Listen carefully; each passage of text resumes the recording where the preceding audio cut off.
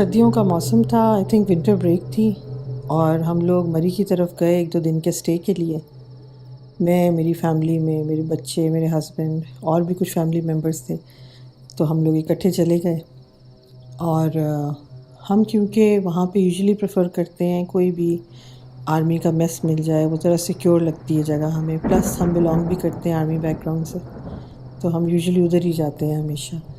उस वक्त ऐसा हुआ था कि 2-3 मेसेस जहाँ हम यूजुअली जाते थे वो बुक थे और हमें जगह नहीं मिली। और एक मेस जो था जिसमें हम जाया करते थे, हमने सोचा यहाँ ट्राई कर लेते हैं, सिंस यहाँ पर हमें अक्सर ही रहना होता है तो people know us there as well, तो हो सकता है कि कोई जगह बन जाए, कोई ऑप्शन निकल आए। हम लोग वहाँ पहुँचे, दोपहर का टाइम था, तो वहाँ पर जान पहचान भी थी थोड़ी सी मेरे हस्बैंड की किसी से, तो वहाँ हमने जाके उन्हें कहा कि हमें 2 रूम्स चाहिए। उन्होंने कहा कि 2 रूम्स तो नहीं है, बिल्कुल हेवीली बुक्ड है, 1 रूम शायद हो। फिर थोड़ी देर में हमने वेट किया तो उन्होंने हमें 1 रूम की चाबी ला के दे दी कि आपको 1 रूम मिल सकता है, मेबी कल शाम तक खाली हो जाए तो आपको दूसरा भी मिल जाएगा। हमने सोचा कि 1 रूम तो डिफ़िकल्ट है क्योंकि हम लोग बहुत ज़्यादा थे, उसमें पॉसिबल नहीं था कि सब रह सकते। तो हमने उनसे कहा कि कोशिश करें, कोई कोशिश करें, तो उन्होंने कहा कि बिल्कुल भी नहीं हो सकता, बिकॉज़ वी थॉट कि कोई ना कोई रूम इन्होंने रिज़र्व में रखा होता है अपने किसी सीनियर्स के लिए, और फिर कोई नहीं आता तो वो दे देते हैं। तो जब उन्होंने नहीं कोऑपरेट किया, उन्होंने कहा नहीं है पॉसिबल, तो फिर हम लोगों ने डिसाइड किया हम कहीं और चले जाते हैं। हम वहाँ से निकले और जाने लगे थे, तैयारी कर रहे थे दोबारा, तो उनमें से एक आदमी ने आके मेरे हस्बैंड से कहा कि ठीक है सर, 1 रूम और अवेलेबल हो गया है, आप वो ले लें। हमने सोचा ठीक है, एकदम से रूम मिल गया, चलो थैंक गॉड, व्हाटएवर, हम जाते हैं उसकी तरफ। अब ये इस तरह से था कि इस मेस में एक बड़ा सा लॉन है इनका, और ये वो रोड है, मैं आपको थोड़ा सा आइडिया भी देती हूँ, पीसी बूर बन जाते वक्त रास्ते में ये एक रोड आती है, ये वो रास्ता है, और इसमें कई सारे मेसेस हैं और इस तरह के रेस्ट हाउसेस हैं और आर्मी के ज़्यादा हैं, उनमें से ये एक मेस था। तो उसमें जो लॉन था उसके सामने रूम्स थे बहुत सारे, और उसके ऊपर एक फ्लोर था, उसमें भी बहुत सारे रूम्स थे। और जो हमें सबसे पहले रूम इन्होंने दिया था वो फर्स्ट से लेफ़्ट पे आप देखें तो लॉन की लेफ़्ट साइड पे रूम्स थे, राइट साइड पे गाड़ी का रास्ता था, ड्राइववे था। तो सेकंड नंबर पे जो रूम था वो उन्होंने हमें दिया था। अब उन्होंने हमें कहा जो रूम अवेलेबल है वो थर्ड नंबर का रूम था, जो एग्जैक्टली हमारे रूम के साथ था, लेकिन शुरू में इन्होंने कहा था कि ये नहीं अवेलेबल। खैर उस वक्त हमने ज़्यादा गौर नहीं किया, हमने कहा हो सकता है किसी के लिए रखा हो और कैंसिल हो गया। खैर हमने बाहर वेट किया, उन्होंने कहा आप यहाँ बाहर बैठें चेयर्स पे, ये रूम हम आपको ओपन करके सब कुछ करके देते हैं। अब देखिए, आप जब रूम्स में जाते हैं तो वहाँ पर यूजुअली आप देखते हैं, यू जस्ट वॉक इन, वो प्रिपेयर्ड रूम्स होते हैं, वहाँ लैम्प भी जलेगा, वहाँ पे हीटर भी होगा, ला के चीज़ें इंस्टॉल तो नहीं की जाती। तो ये रूम का दरवाज़ा खुला तो मैं देख रही थी कि इन लोगों ने अंदर जाके पहले दूसरे रूम से कोई लैंप ला के रखा, उसके बाद इन्होंने रूम को ऐसे टाइडी अप किया जैसे ये रूम बड़े अरसे से बंद हो, और इस रूम के अंदर उन्होंने टीवी चीज़ें सारी एक दोबारा से इंस्टॉल कर रहे थे। मेरे लिए काफ़ी अजीब सा था ये, मैंने कहा ये रूम इतने अरसे से बंद क्यों पड़ा हुआ है। बहरहाल हमने नहीं बॉदर किया, ऑब्वियसली हम लोग फिर उसके अंदर टक इन हो गए। अब मैं और मेरे हस्बैंड इस रूम में आ गए और बाकी लोग दूसरे रूम में थे जो बिल्कुल साथ वाला था, जो पहले हमें दे दिया गया था। तो शाम के टाइम हम खैर वहाँ से हमने सोचा कि अब आगे जाते हैं, बूरबन चले जाएंगे, वहाँ डिनर विनर करके फिर रात को लेट वापस आ जाएंगे क्योंकि ये करीब था। तो हम सब अपनी तैयारी में लगे हुए थे। खैर उसके बाद हम चले गए, वहाँ गए, बड़ा इन्जॉय किया, वापस आए हम कोई अराउंड 11 साढ़े 11, टक इन हो गए अपने रूम्स में। अब सर्दी बहुत थी बाहर, तो इस कमरे के अंदर दरवाज़े खिड़कियाँ बिल्कुल सील थे, और इसका ये बताती चलूँ कि इसका जो अंदर वॉशरूम का दरवाज़ा था वो बहुत भारी वुड का बना हुआ था, तो उसको जब तक आप हैंडल नीचे करके पूरा ना खोलें तो वो ना खुल सकता था ना बंद हो सकता था। वो इस तरह का नहीं था जो हल्का सा दरवाज़ा खुद ही खुल जाए या बंद हो जाए। और मेरी साइड पे यहाँ पर एक हीटर उन्होंने रख दिया था, और सामने हमारे बिल्कुल एक टीवी लगा हुआ था, वो जो वॉल में फिटेड होता है, और एक राइट साइड पे खिड़की के साथ एक लकड़ी की अलमारी अलग से रखी हुई थी, और वो इसके अंदर बिल्ट इन नहीं थी, रखी हुई थी एक कबर्ड। अच्छा खैर, जब हम टीवी शीवी थोड़ा सा देखा, बराए नाम वहाँ चैनल्स आते हैं, और सो गए। अब हम सो गए तो सोने से पहले मैं वॉशरूम देखा, मैंने सब कुछ बंद है कि नहीं, क्योंकि कमरा ठंडा ना हो जाए। आपको पता है वो हीटर्स भी इतनी कम हीट देते हैं कि वो मरी की बर्फ़ में तो वो बिल्कुल पता नहीं चलता। तो बाथरूम का दरवाज़ा बिल्कुल टाइट बंद था। मेरे हस्बैंड मुझसे पहले सो गए थे और वो फिर सुबह एक ही दफ़ा उठते हैं, मतलब उनका रात में उठना बहुत ही कम होता है कि उठें जाएँ आएँ, तो डीप स्लीप में चले गए थे। मैंने थोड़ा टीवी देखा, उसके बाद टीवी बंद करके मैं भी तसल्ली में सो गई। एक लैंप चल रहा था और वो इलेक्ट्रिक हीटर था, वो चल रहा था मेरे पास और सब बंद था।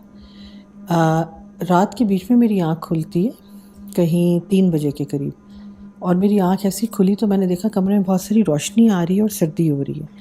मैंने देखा कि वो मेरा हीटर ऑफ़ है, लैंप ऑफ़ है और वॉशरूम का दरवाज़ा पूरा खुला हुआ है, फुल खुला हुआ है और वहाँ से ठंडक आ रही है कमरे में। अब वो लाइट का कोई फ़ेज़ था कि वो मेरी साइड का हीटर और लैंप बंद हो गए थे और वॉशरूम में अभी भी लाइट ऑन थी। ख़ैर मैं बड़ी हैरान हुई, पर मुझे इतनी ठंड लग रही थी कि मैंने निकल के जाके बाथरूम बंद करने की हिम्मत नहीं की। मैं ख़ैर सो गई अल्लाह का नाम लेके। अभी मैं कच्ची नींद में थी तो मुझे लगा कि एकदम से कमरे में लैंप ऑन हुआ है। तो मैंने आँख खोल के देखा तो हीटर भी चलना शुरू हो गया और लाइट लैंप ठीक हो गया। डोर उसी तरह खुला हुआ था। खैर मैं सो गई। और मैं सोई तो मैंने एक इतना अजीब ख्वाब देखा जिसका ना सर ना पैर था। मैंने देखा कि कोई आदमी है जो बहुत लंबे से कद का है और वो हमारे बेड के गिर्द चक्कर लगा रहा है, चल रहा है वो, और आके वो मेरे सरहाने खड़ा होता है और वो पॉइंट करता है अपना हाथ उस अलमारी की तरफ। और जब मैं जाती हूँ देखने के लिए कि अलमारी में क्या है तो मैं उसके दोनों दरवाज़े खोलती हूँ और मैं हैरान हो जाती हूँ देख के कि अंदर ब्लैक एंड वाइट पिक्चर्स लगी हुई हैं, बड़ी बड़ी सी पेस्टेड अलमारी में, और सारी शक्लें औरतों की हैं और ये औरतें सब अपनी शक्ल से एक पेन में लग रही हैं। और फिर उस पर देखते ही देखते ब्लड ड्रिप करना शुरू हो जाता है और मैं ये देखती हूँ और मैं डर जाती हूँ। मैं वापस उस आदमी की तरफ देखती हूँ तो वो वहाँ से गायब हो जाता है और एकदम से घबरा के मेरी आँख खुल जाती है। आँख खुलती है मेरी तो मैं फिर वही सारा सीन देखती हूँ कि सब कुछ वैसा ही है। दरवाज़ा मेरे वॉशरूम का बंद हो चुका है। आई थॉट कि मेरे हस्बैंड गए होंगे, आए होंगे, बंद करके लेट गए। बहरहाल मैंने शुक्र किया ये बंद हो गया। आई थॉट मैंने एक नाइटमेयर देखा ऐसे ही। अब दोबारा से मैं सोने की कोशिश करती हूँ। मैं सो जाती हूँ दोबारा। जैसे ही मैं सोती हूँ मुझे फिर से वही ख्वाब आता है और उस ख्वाब में मैं देखती हूँ कि वो आदमी अलमारी के पास खड़ा हुआ है और मैं खड़ी उसे देख रही हूँ अपने बेड पे बैठी, और अलमारी का दरवाज़ा खुला हुआ है और उन तस्वीरों में से खून निकल रहा है। और मैं एकदम से, दो आदमी कमरे के अंदर चलते हुए आ जाते हैं और वो मुझे आके कहते हैं कि क्या वो इधर आया था। और मैं कहती हूँ कौन। तो फिर मैं उनसे पूछती हूँ कि ये सब क्या है, ये अलमारी में कौन है, किसकी तस्वीरें हैं। तो वो वहाँ पे खोल के देखते हैं तो वो कहते हैं कि ये तस्वीरें उन्हीं औरतों की है, उन्होंने उन सब को उसने मारा था और वो जब मार देता था तो उनकी तस्वीरें अपने पास रखा करता था, वो तुम्हारे पीछे भी आएगा। और जब वो ये कहते हैं तो मैं डर जाती हूँ। मैं उनसे कहती हूँ वो मेरे पास आया था, उस कमरे में खड़ा था। तो मैं उनसे पूछती हूँ वो कैसा है, बताओ मुझे, देखने में वो कौन है। तो वो कहते हैं कि बहुत लंबे कद का एक आदमी है और वो तुम्हारे पीछे ज़रूर आएगा। और इतनी देर में ज़ोर ज़ोर से नॉक होती है दरवाज़े पे और मैं घबरा के उठती हूँ और मैं उठ के देखती हूँ तो सुबह हो चुकी होती है और कोई मेरे डोर पे नॉक कर रहा होता है। खैर मैं उठ के वॉशरूम की तरफ जाने लगती हूँ तो मैं देखती हूँ वॉशरूम का दरवाज़ा फिर से पूरा खुला होता है। ये साइंस तो मेरे समझ में नहीं आता कि ये हुआ क्या है। बहरहाल मेरे हस्बैंड उठते हैं, मैं उनसे 2-3 दफ़ा पूछती हूँ। मैं कहती हूँ आपने रात को वॉशरूम गए थे तो दरवाज़ा तो बंद करते, ये दोबारा खोल दिया आपने। कहते हैं मैं एक दफ़ा नहीं उठा, मुझे बड़े अरसे बाद इतनी साउंड स्लीप आई है, मैं एक दफ़ा वॉशरूम नहीं गया और ऑब्वियसली मैं जाता तो दरवाज़ा बंद करता, व्हाई नॉट। खैर मैं बात को इग्नोर कर देती हूँ। हम वहाँ से पैकअप करके जाने लगते हैं। तो फिर उसके वक्त, निकलते वक्त हमारी मुलाकात उस आदमी से होती जो वहाँ पे हमारा कुछ जानने वाला था काफ़ी। तो वो आता है तो मैं उससे क्यूरियोसिटी में 1-2 बातें पूछती हूँ। मैं उससे कहती हूँ कि आप लोगों ने ये रूम लगता है हमारे लिए खोला है, तो थैंक यू वेरी मच, लेकिन बड़े अरसे बाद आपने इस रूम को खोला है। ना उसमें लैंप था, ना लाइट थी, ना टीवी था, सब चीज़ें आपने ला के की हैं, तो ये रूम आप यूज़ क्यों नहीं करते? तो वो बेचारा चुप सा हो जाता है, वो मुझे कहना नहीं चाहता शायद कुछ। वो कहता है अब्बा जी ये रूम बड़े अरसे से बंद था जी, वो बस हम खोला नहीं करते इसको। मैं उसे कहती हूँ कि किस वजह से आप बताएं। तो वो कहता है कि बाजी असल में इस रूम के बारे में बहुत सारी बातें होती रही हैं, पहले भी कुछ साहब लोग यहाँ ठहर के गए हैं, उन्होंने कंप्लेन की है, उनके बच्चे डर गए थे कमरे में, 1-2 ऐसे इंसिडेंट्स हुए थे, तो फिर ये बार बार हो रहा था इसलिए हमने ये रूम देना ही बंद कर दिया था। तो बाकी जब कोई होता है रूम तो दे देते हैं, इसको हम नहीं खोलते। लेकिन सर आए थे, आप लोग वापस जा रहे थे, तो हमने सोचा कि बड़ा अरसा हो गया, हो सकता है आपको ना ऐसा फ़ील हो और आप लोग इस सर्दी के मौसम में इस तरह वापस ना जाएं। हमें बुरा लग रहा था तो हमने आपके लिए खोल लिया। तो मैंने उनसे ये कहा, मैंने कहा नहीं, आप लोगों का ख़्याल गलत नहीं है, ये रूम वाकई ठीक नहीं है, क्योंकि मुझे भी इसमें अजीब तरह का फ़ील हुआ था। बहरहाल पता नहीं वो सच था कि मेरी इमेजिनेशन थी। फिर मैं चलती हुई रूम के बाहर की तरफ जाके देखती हूँ कि ये रूम के साथ जो दरख्त है वो उसका क्या सीन है। तो आप ये सोचें कि वो इतना बड़ा दरख्त है, बहुत बड़ा, आई थिंक कई 100 साल पुराना।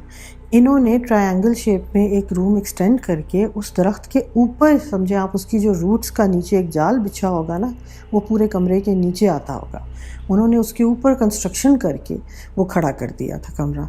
और दरख्त की सारी रूट्स उसके नीचे, और ये ट्रायंगुलर शेप में था। और ये जो अलमारी भी थी, ये बिल्कुल कोने में दरख्त के साथ वाली जगह पे लगाई हुई थी। तो खैर मुझे समझ नहीं आई ये सब क्या हुआ। बहरहाल it was not a good experience. फिर खैर हम वापस आ गए, तो मैंने ऐसे ही अपने हस्बैंड से ज़िक्र किया। वो इन चीज़ों में बिलीव नहीं करते ज़्यादा। तो मैंने उन्हें कहा कि वो कुछ कमरा अजीब ही था, वो लगता है ठीक कह रहा था। तो वो उन्होंने कहा कि हाँ, मैं भी तुम्हें बताने वाला था, फिर मैंने कहा नहीं, क्योंकि तुम ज़्यादा ही उस बारे में वो हो जाओगी। कि जब शाम के टाइम हम वहाँ पहुँचे थे और आप लोग सब तैयारियाँ कर रहे थे, तो मैं अकेला बैठा था कमरे में और दरवाज़े बंद थे। तो वो स्मोकर हैं, तो कहते हैं मैं सिगरेट लगाने के लिए माचिस जलाई, तो उसे किसी ने फूंक मार के बंद कर दिया। मुझे शक पड़ा कि कहीं से हवा का झोंका आया होगा। मैंने देखा चारों तरफ, तो खिड़कियाँ भी सील्ड, दरवाजे भी बंद, फ़ैन तो है नहीं। फिर कहते हैं सेकेंड टाइम मैंने लगाया तो वो सिगरेट तो जल गया, लेकिन मुसलसल सिगरेट के ऊपर और मेरे फेस के ऊपर थोड़ी थोड़ी देर में जैसे कोई ठंडी फूंके मार रहा हो वो लगती थी, और मेरा सिगरेट उस तरह से सुलगता था जैसे हवा लगती हो। कहते हैं मैंने उठ के सारे कमरे को चारों तरफ चेक किया, इवन मैंने अपना लाइटर भी खोल के देखा हर तरफ जाके कि कहीं से हवा कहीं से आ रही है अगर, तो ये बेड की तरफ आ रही है और ये रात को फिर सर्दी लगाएगी। लेकिन कहीं पे भी कोई हवा का नामो निशान नहीं था। तो दिस वाज द इंसिडेंट जो हमारे साथ हुआ था। तो आई थॉट कि I should share with you people. Thanks for listening. Allah हाफिज़।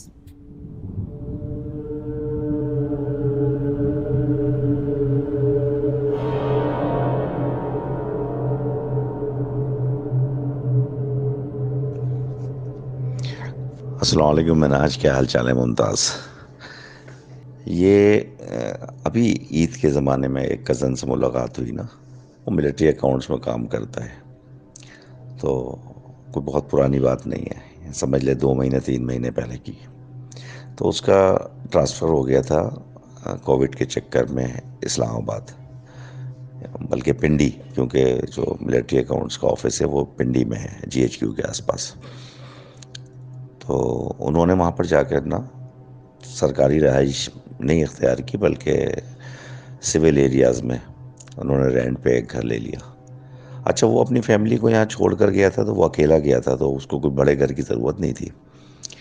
उसने एक पिंडी में बहुत ही पुराना इलाका है, आप उसके नाम से वाकिफ़ होंगे, टंच का इलाका कहलाता है, टंच भाटा। पुराने ज़माने के अंग्रेज़ों के बने हुए छोटे छोटे घर हैं, और वहाँ पर आपको पता है कि वो जो रेड वाली ब्रिक्स होती है उनकी जो है ना वो कंस्ट्रक्शन होती है, तो उस के ज़माने के बने हुए मकान। तो वो न्यू कंस्ट्रक्शन तो है नहीं, उन्होंने पुराने लोगों ने कोई ऊपर 1-2 कमरे बना दिए और वो पेइंग गेस्ट या गेस्ट के तौर पर या रेंट के तौर पर उसको रेंट आउट कर देते हैं। तो इसको भी इसी तरह से कोई स्टेट एजेंसी ने एक घर दिलाया जो नीचे वाले मकान रहते थे, और ऊपर जो है वो एक कमरा बना हुआ था और वॉशरूम के साथ, और आगे कुछ थोड़ा सा वो बरामदा टाइप का न था ना, धूप ना आए। तो ये वहाँ पर रहने लगा। तो अकेला था, फैमिली तो थी नहीं। दिन में अपने ड्यूटी पे जाता था, शाम को आके वहाँ पर सो जाता था, लेटता था, जो भी। तो जब ये नीचे उतरता था तो सामने एक छोटा सा ग्रोसरी स्टोर था, ये परचून की दुकान जो होती है, डबल रोटी अंडे वगैरह इस टाइप की चीज़ें लेने के लिए। बड़ा स्टोर नहीं था, छोटा स्टोर था। तो उसने इनसे जब सौदा वौदा लेने गया तो उनसे उसने कहा, ये सामने वाले घर में आप आए? हाँ जी, मैं आया हूँ। बस वो ऐसा कुछ एबनॉर्मल सी शक्ल बना के चुप हो गया, कुछ कहा नहीं उसने। फिर 1-2 दिन बाद ये नीचे उतरा तो एक साहब नमाज को जा रहे थे, ये भी नमाज को जाने लगा मगरिब की। तो वो साहब मिले, बोला इस ऊपर वाले कमरे में आप रहने लगे, कितने दिन हुए आपको आए हुए? उसने कहा कि मुझे अभी 10-15 दिन हुए। मैं बोला अच्छा। तो उसको कुछ हैरानगी सी हुई, उसने लगा ये सब ये पूछ रहे हैं कि इस कमरे में, इस घर में आप आके रहे, लेकिन कुछ आगे कुछ बताता नहीं है। खैर वो नमाज वगैरह पढ़ के उनके साथ वापस आ गया। तो मिनाज वो बताता है कि मैं रात को मोबाइल पर, मेरी आदत है कि मैं मतलब कोई ये वीडियोस या उल्टी सीधी फिल्में या कोई गाने या इस टाइप की नहीं करता। अपने बात कर ली फैमिली से, उसके बाद मैंने, वो होम्योपैथिक थोड़ी मेडिसिन का ना वो शौकीन है, तो वो देखता रहता है वीडियोस। उसने होम्योपैथिक का कोर्स भी किया हुआ है, तो अपने तजर्बे को एनहांस करने के लिए वो देखता रहता है। और दूसरा ये है कि वो कुरान की तिलावत जो है ना, सूरा वाइज जो है ना, सुनता रहता तर्जुमे के साथ। तो कहने लगा भाई मैंने उस दिन जो है ना, रात को लेटने से पहले सूरह रहमान लगा दी। लंबी सूरतें लगा देता था 1-1.5 घंटे तक अपने। वो बोलता जब बिल्कुल मैं नींद में होता था तो मैं वो मोबाइल बंद कर देता था, सो जाता था। तो कहने लगा वो सूरह रहमान लगी हुई थी, तो मेरे कमरे में एक साहब जो है वो एंटर हो गए। मैं बोले मैं खुली आंखों में जाग रहा हूँ, मैं उनको देख रहा हूँ। लंबा कद, कोई 7 फीट का, और कॉटन का कुर्ता, और ऐसे वाइट कलर का, जैसे वो तहमत बांधते हैं ना लुंगी सी, पंजाब के लोग उस टाइप की उन्होंने लुंगी बांधी हुई। और ऊपर जो है ना वो शिमला, जो साफा होता है चौधरी लोग पंजाब के पहनते हैं, और उसका शिमला ऊंचा ऊंचा होता है, कलफ वलफ लगाकर, वो उसमें उन्होंने शिमला लगाया, वो साफा पहना हुआ है, उसमें उसका शिमला जो है ना ऊंचा, और वो इतना ऊंचा कि वो खुद भी कद के ऊंचे थे। तो वो तकरीबन, यानी कि वो पंखे से और छत से वो टकरा रहा था। मैं हैरान हो गया।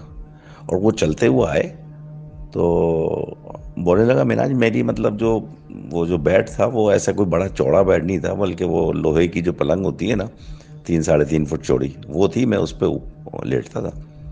तो वो चलते हुए आए और उन्होंने अपनी टांगों के बीच में मेरी पलंग ले ली। मतलब उनकी एक टांग मेरी चरपाई की एक तरफ और दूसरी टांग उनकी चरपाई के दूसरी तरफ, इतनी उन्होंने अपनी टांगें खोली, मतलब इतने वो लंबे कद के थे। और वो तकरीबन मेरे, यानी कि जब मैं पलंग पे लेटा हुआ था तो वो मेरे ऊपर आके खड़े हो गए। और उनका जो साफा था ऊपर, लिटरली वो छत से टकरा रहा था। और आम इंसान, जैसे पंजाब के ये होते हैं कड़ियल जवान टाइप के होते, लेकिन उम्र में कुछ ज़्यादा थी। मैंने वो, मैं कुछ समझा, क्योंकि इस किस्म के वाक़यात बोलने लगा मेरे साथ पहले भी हो चुके थे, तो मैं डरा नहीं, बिल्कुल नहीं डरा। बल्कि मैंने मोबाइल हाथ में लेके जो चल रहा था उसकी आवाज़, थोड़ी सी साउंड जो है ना वो इंक्रीज़ कर दिया। अब सूरह रहमान की जो तिलावत है वो पूरे कमरे में गूंजने लगी आवाज़। और वो साहब जो है मेरे ऊपर ऐसे झुक से गए, टांगे उनकी मेरी चारपाई के दोनों तरफ। और वो साहब जो है ना वो थोड़े से, जैसे रुकू में जाता है बंदा, इस मतलब हालत में आ गए। ऐसे मैं, मिनाज मैंने आपको पहले भी बहुत सारे किस्से सुनाए, लेकिन इस वक्त ये बात करते हुए ना मुझे भी कुछ थोड़ा सा ना मेरे रोंगटे खड़े हो रहे हैं। बोलने लगे वो साहब झुके मेरे ऊपर, और उनकी आई बॉल्स जो थी, आई बॉल्स वो निकल के आंखों से 6 इंच या 5 इंच नीचे लटक गई दोनों। और वो ऐसे जैसे झूला सा ना, मतलब कोई चीज़ आप बॉल अगर रस्सी में बांध दें या कोई धागे में बांध दें और वो ऐसे हिलती रहती है, इस तरीके से उनकी दोनों आई बॉल जो है ना वो हिल रही। और वो आँख से निकल के 6 इंच या 5 इंच नीचे आ गई और वो झूल रही। और मैं उनको देख रहा हूँ खुली आंखों से, लेकिन मैं एक लफ्ज़ नहीं बोल रहा। तो मैंने उनको सलाम किया, आप कौन साहब हैं, अपना तारुफ करा दीजिए। जैसे ही मैंने ये कहा ना वो सीधे खड़े हो गए, और आई बॉल्स उनकी जो है ना, जैसे ही वो सीधे होते रहे उनकी आई बॉल्स ऊपर जाती गई और आँख के अंदर चली गई। और इसी तरीके से वो मुड़े नहीं, बल्कि स्टेप पीछे बैक करते हुए ना वो मेरी चरपाई से निकल गए। दरवाजे तक जाके उन्होंने मुझे मुड़ के देखा, और मुड़ के देखने के बाद सिर्फ इतना कहा, अल्लाह ने आपको बचा लिया, और वॉक करते हुए ना बाहर निकल गए। बोला मैं पूरी रात तो जागता रहा, सुबह फजर पड़ी, फजर पढ़ के मैं अपने रूटीन में जैसे वो नाश्ता वगैरह करने के बाद जब मैं सुबह सुबह जब नीचे उतरा तो मैं उस दुकानदार के पास गया जिससे मैं सौदा लेता था। मैंने कुछ नहीं कहा, मैंने कहा यार आपने उस दिन मुझसे कहा था कि आप इस मकान में आए, फिर मुझे एक साहब और मिले, वो भी मेरे साथ नमाज को जाते थे, उन्होंने भी मुझसे यही पूछा कि आप, लेकिन कहा कुछ नहीं, बोले कुछ नहीं, ना मुझे कुछ बताया। तो मुझे कुछ बताओ तो उस दुकानदार ने बोला कि साहब आपको 15 दिन हो गए या 20 दिन हो गए इस मकान में रहते हुए, कोई एबनॉर्मल या कोई ऐसा आपके साथ वाकया हुआ?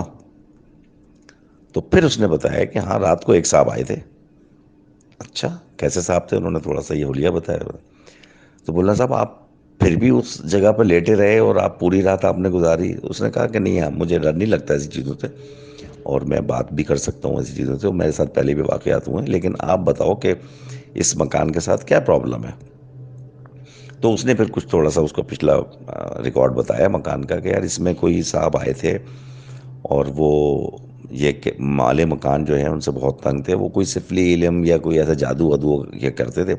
जब तक इस माले मकान को पता चला तो 2 ढाई महीने वो इस मकान में रहे, और अब जो है उसके बाद 3 या 4 दिन से ज़्यादा इस मकान में कोई नहीं ठहरता। ये आप चौथे या पांचवें किराएदार हैं जिसको 15 दिन हो गए, वरना कोई भी आता है 1 दिन 2 दिन, उसके बाद तीसरे दिन वो बुरी तरह से भागता है और मकान छोड़ चला जाता है, और हमको ये बता के भी जाता है। और ऐसे ऐसे वाकयात हुए हैं कि बाज किराएदार तो 1 2 दिन में मरते मरते बचे। तो मुझे ताज्जुब हो रहा है कि आप 20 दिन से रह रहे हैं और आप ये वाकया भी बता रहे हैं और आप डरे नहीं। और उसके बाद वो 4 महीने तक उसी मकान में रहा, और वो बोलता था कि मैं लेटता हूँ बाहर, जो बरामदा है उसमें कोई साहब आते हैं, बैठते हैं, नमाज पढ़ते हैं, और मुझे कोई फ़र्क नहीं पड़ता। मैं इसी तरीके से नॉर्मल सो जाता हूँ, सुबह उठ के फजर पढ़ता हूँ, बाज़ दफ़ा मेरी अगर आँख खुल जाती तो मैं मस्जिद में जाके नमाज़ पढ़ता हूँ, फिर वापस आता हूँ। मुझे ऐसा लगता है मेरे साथ साथ कोई जा रहा है और वापस आ रहा है। मैं कमरे में लेट जाता हूँ, वो बरामदे में रुक जाते हैं। तो इस किस्म के वाक़यात होते रहते हैं। और ये यकीन करो मैंने आज ये वाक़या जो है ना, ये बहुत कोई पुराना नहीं है, ये 2 3 महीने 4 महीने पहले की बात है। अभी वो ईद पे मिला है मुझे कज़न मेरा, तो बैठ के मुझे बोल रहा था कि यार मैंने आपके यूट्यूब पे कोई 2 4 वाक़या सुने, मेरे साथ ये हुआ। तो इंशाल्लाह फिर हम आइंदा आपसे बात होती रहेगी, ये वाक़या शेयर कीजिएगा ज़रूर। अल्लाह हाफ़िज़।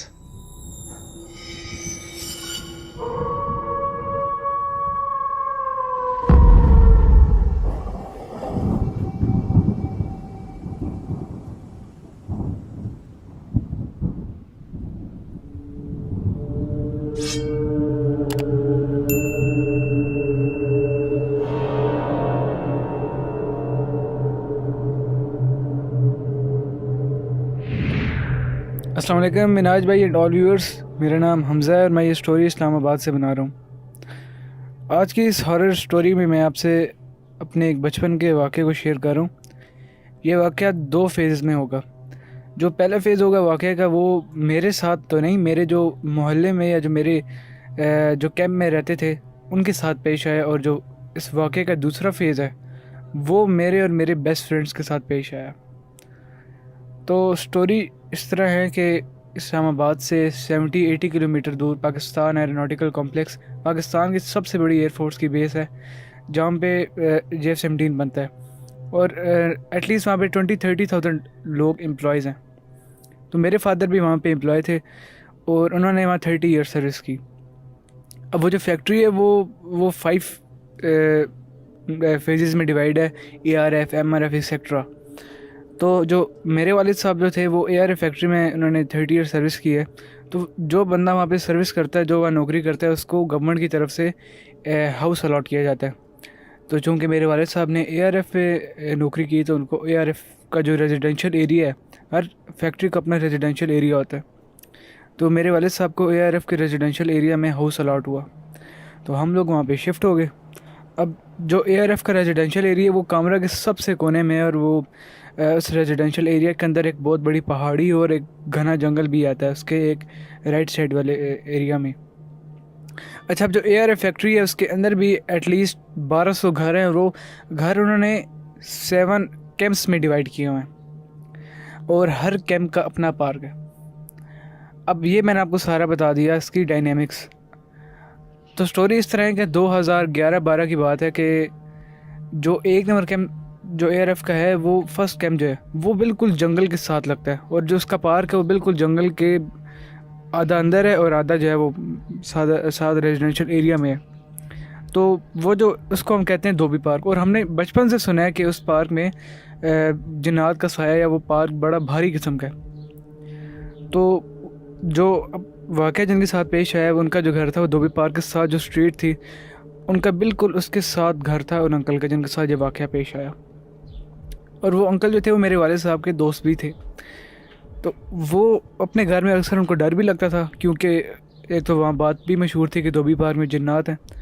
तो वो ज़रा वहम के मरीज़ थे, और उनको जो है ना दिल का भी ज़रा मसला था और उनको घुटन होती थी।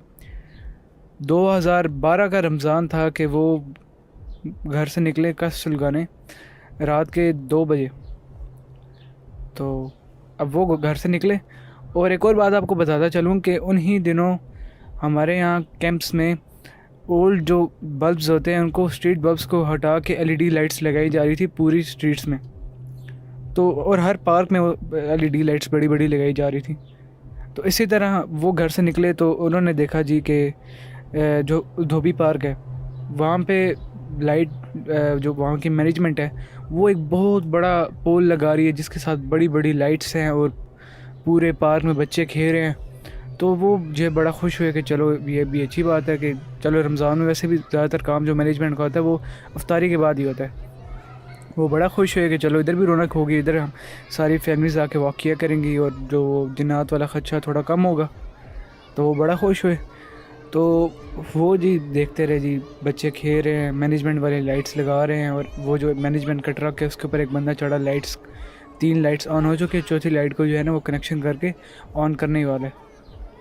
तो वो साथ साथ कश लगा रहे हैं और साथ साथ ये मंज़र देख रहे हैं। दूसरी बात यह कि जो धोबी पार्क है वो ज़रा कैंप से 10 फीट जो है ना वो नीचे है ज़रा, बाकी कमरा ऊपर बना है वो थोड़ा सा नीचे है। तो वो ऊपर खड़े सारे मंजर देख रहे हैं। कोई 10 से 1 मिनट तक जो है वो देखते रहे। तो उन्होंने मुंह नीचे किया और वो मुंह नीचे करके कश कर रहे अपनी, वो किसी बात को वो सोच रहे हैं। उन्होंने जब दोबारा मुंह ऊपर किया तो आप यकीन नहीं मानेंगे कि उन्होंने जब देखा तो धोबी पार्क में घुप अंधेरा, इतना काला अंधेरा, और वो बिल्कुल अंकल का जो है ना दिल बंद होने वाला था। इतनी शिद्दत से भागे थे और उनको एटलीस्ट 5-6 दिन बुखार आया था, और वो एक तरह का उनको हार्ट अटैक होते होते रह गया था। अब जो इस वाक़े का दूसरा फेज़ है वो मैं आपको बताता हूँ। 2012 में हमारे कैंप, जो मेरा घर कैंप नंबर 2 में था, कैंप नंबर 2 में मेरे घर के साथ पार्क था। और ये जो 2 पार्क्स हैं इनके बारे में मशहूर था कि यहाँ पहले कब्रिस्तान था, उसके बाद इसके ऊपर रोलर फेर के इन्होंने इनको पार्क में कन्वर्ट कर दिया। तो मेरा कैंप नंबर 2 के पार्क के साथ बिल्कुल घर था पहला। तो मैं अक्सर जो है वहाँ, मेरी आदत थी कि अम्मी अब्बू के मना करने के बावजूद, मैं 6-7 क्लास में था तो मैं घर से निकल जाता था रात को वॉक करने के लिए। और उन दिनों ज़ाहिर सी बात है लोड शेडिंग भी बहुत ज़्यादा थी। तो 2012 की बात है कि हम दोस्त जो है रात को निकले, और हम जो है यहाँ पार्क में जाके हम हॉरर स्टोरी सुनाते थे एक दूसरे को, सच्ची होती झूठी होती अल्लाह जाने। तो लाइट चली गई एक दिन, तो सारे हम दोस्त जो है घरों से निकले और हम पार्क का एक कोना था वहाँ पे जाके हम एक झूले के ऊपर, वो एक झूला था उसके ऊपर बड़ी ऊपर चढ़ते थे सारे, और उसके ऊपर 10-12 लोगों की बैठने की जगह होती थी। तो हम 10-12 दोस्त ऊपर जाके बैठ गए। और उस दिन हैरानी की बात थी कि मामूल के बरक्स वहाँ पे लाइट जाने के बावजूद पार्क में कोई नहीं आया था, सारे घरों में सो रहे थे, या शायद लाइट का उसे शेड्यूल नहीं था कि वो शेड्यूल से आगे पीछे होकर चली गई थी। तो हम 10-12 दोस्त वहाँ बैठे एक दूसरे को कहानियाँ सुना रहे हैं। अब बिलीव नहीं करेंगे कि जो हमारे सामने यहाँ से जो 20 फीट हमसे जो एक झूला दूर था, वहाँ पे एक औरत बैठी हुई थी, बड़े बड़े बाल, सफ़ेद रंग के उसने कपड़े पहने हुए थे। और हम दोस्त जो है ना, पहले हमने कहा चलो इसके ऊपर गौर नहीं करते, लेकिन जब वो औरत बैठी रही और ऐसे ऐसे झूले हमारे जो पार्क में थे वो जब आगे पीछे होते थे ना जो पिंग्स होती हैं, तो उनसे क्रीक साउंड आती थी, ची ची की साउंड। तो उस दिन वो इतना तेज़ झूला ले रही थी और वो इतनी ऊंची ऊंची क्रीक की आवाज़ आ रही थी कि हमारी जो अटेंशन थी ना वो उस तरफ डाइवर्स होगी। हम सब ने कहा कि भाई अब हमें जो है ना ज़रा इसके ऊपर गौर करना पड़ेगा। हम सब दोस्त जो है ना, पता नहीं हम में क्या शरारत थी कि हम उस औरत के पास चले गए। आप बिलीव नहीं करेंगे कि जब उस औरत ने ऊपर उठ के देखा ना, उसकी आंखों में आंखें जब हमने डाली तो हम दोस्त भागे। उसकी आंखों में पता नहीं क्या था कि हमारा जो है ना एकदम से सबका दिमाग फिर गया था, हमें नहीं समझ आई। एकदम से जो वो चक्कर टाइप नहीं आते, हम सब का वो हाल हो गया था। हम सब पार्क के एक कोने में जाके खड़े हुए और हमने देखा कि वो औरत आहिस्ता आहिस्ता भाग के, और वहाँ सरू के पौधे होता है जो बड़े घने और सीधे से होते हैं, वो औरत एक सरू के पीछे गई और उसके बाद वो औरत निकली नहीं वहाँ से। हम पार्क के जो नीचे एक रोड गुजरता है, जो मेन रोड गुजरता है, हम वहाँ से गए। वहाँ से सरू नज़र आते थे उसकी बैक साइड। हम सारे वहाँ उसके बैक साइड गए तो ना औरत का कोई नामो निशान। उसके बाद मेरे 2-3 दोस्त थे, उनको 2-3 दिन जो है ना बुखार रहा और वो उनकी बहुत बुरी हालत थी। और आपको धोबी पार्क का एक और वाक़या सुनाऊं कि एक और अंकल थे, उनके साथ ये वाक़या पेश आया कि वो रात के ईद से कुछ दिनों पहले जो है वो इधर गए इधर, क्योंकि धोबी पार्क का जो है ना उसको वो इस नाम से मशहूर है कि उसके अंदर धोबी का घर है। तो रात को अपने लिए अपना ईद का सूट देने गए इस्त्री करवाने के लिए। तो आप यकीन करें, वो जब तरावियों के बाद जब सारे घरों को आ जाते हैं, वो रात के 12 बजे तक जो है ना, उन दिनों धोबी का जो है वो खुला रहता है गेट। उसको सूट दिया, वापस आने लगे तो एक बहुत बड़ी स्लाइड है इस पार्क में, उधर एक इतनी बड़ी औरत बैठी है और आप यकीन नहीं करेंगे कि उसके जो बाल थे ना वो आधे पार्क में फैले हुए थे।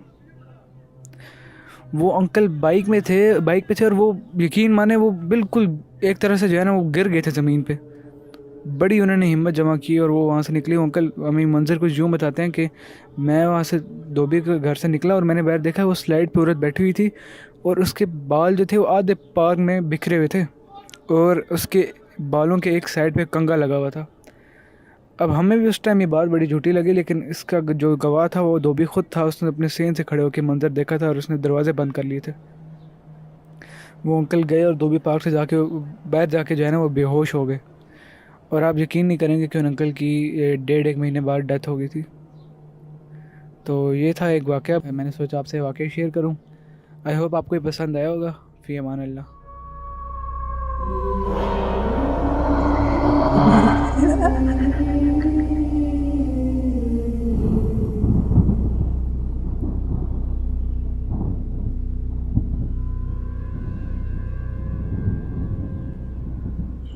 Hello Minaj, this is Mumtaz.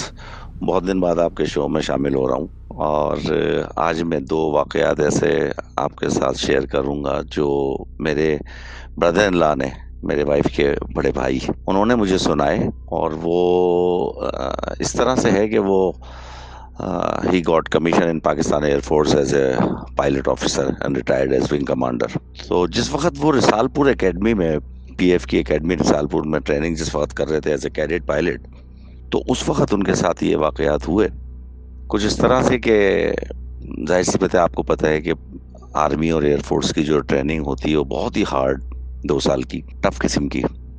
तो ये लोग वहाँ ट्रेनिंग किया करते थे, उसमें पीटी और बहुत ही एक दिन इसी तरीके से माउंटेन हाइकिंग किया उनका ट्रेनिंग सेशन था।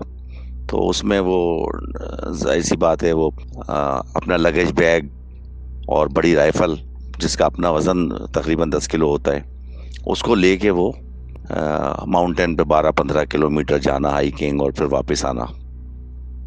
तो बहुत ही थक जाते थे, टांगों में बेइंतहा दर्द होता था सारे कैडेट्स के साथ।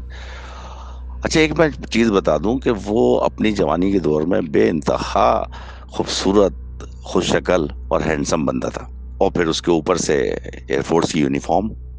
तो ट्रेनिंग सेशन चल रहे थे, एक दिन सर्दियों की रात थी, बहुत ही ठंड, और ये उस दिन जो है ना माउंटेन पे हाइकिंग करके वापस आए थे, तो टांगें दर्द कर रही थी बहुत ज़्यादा।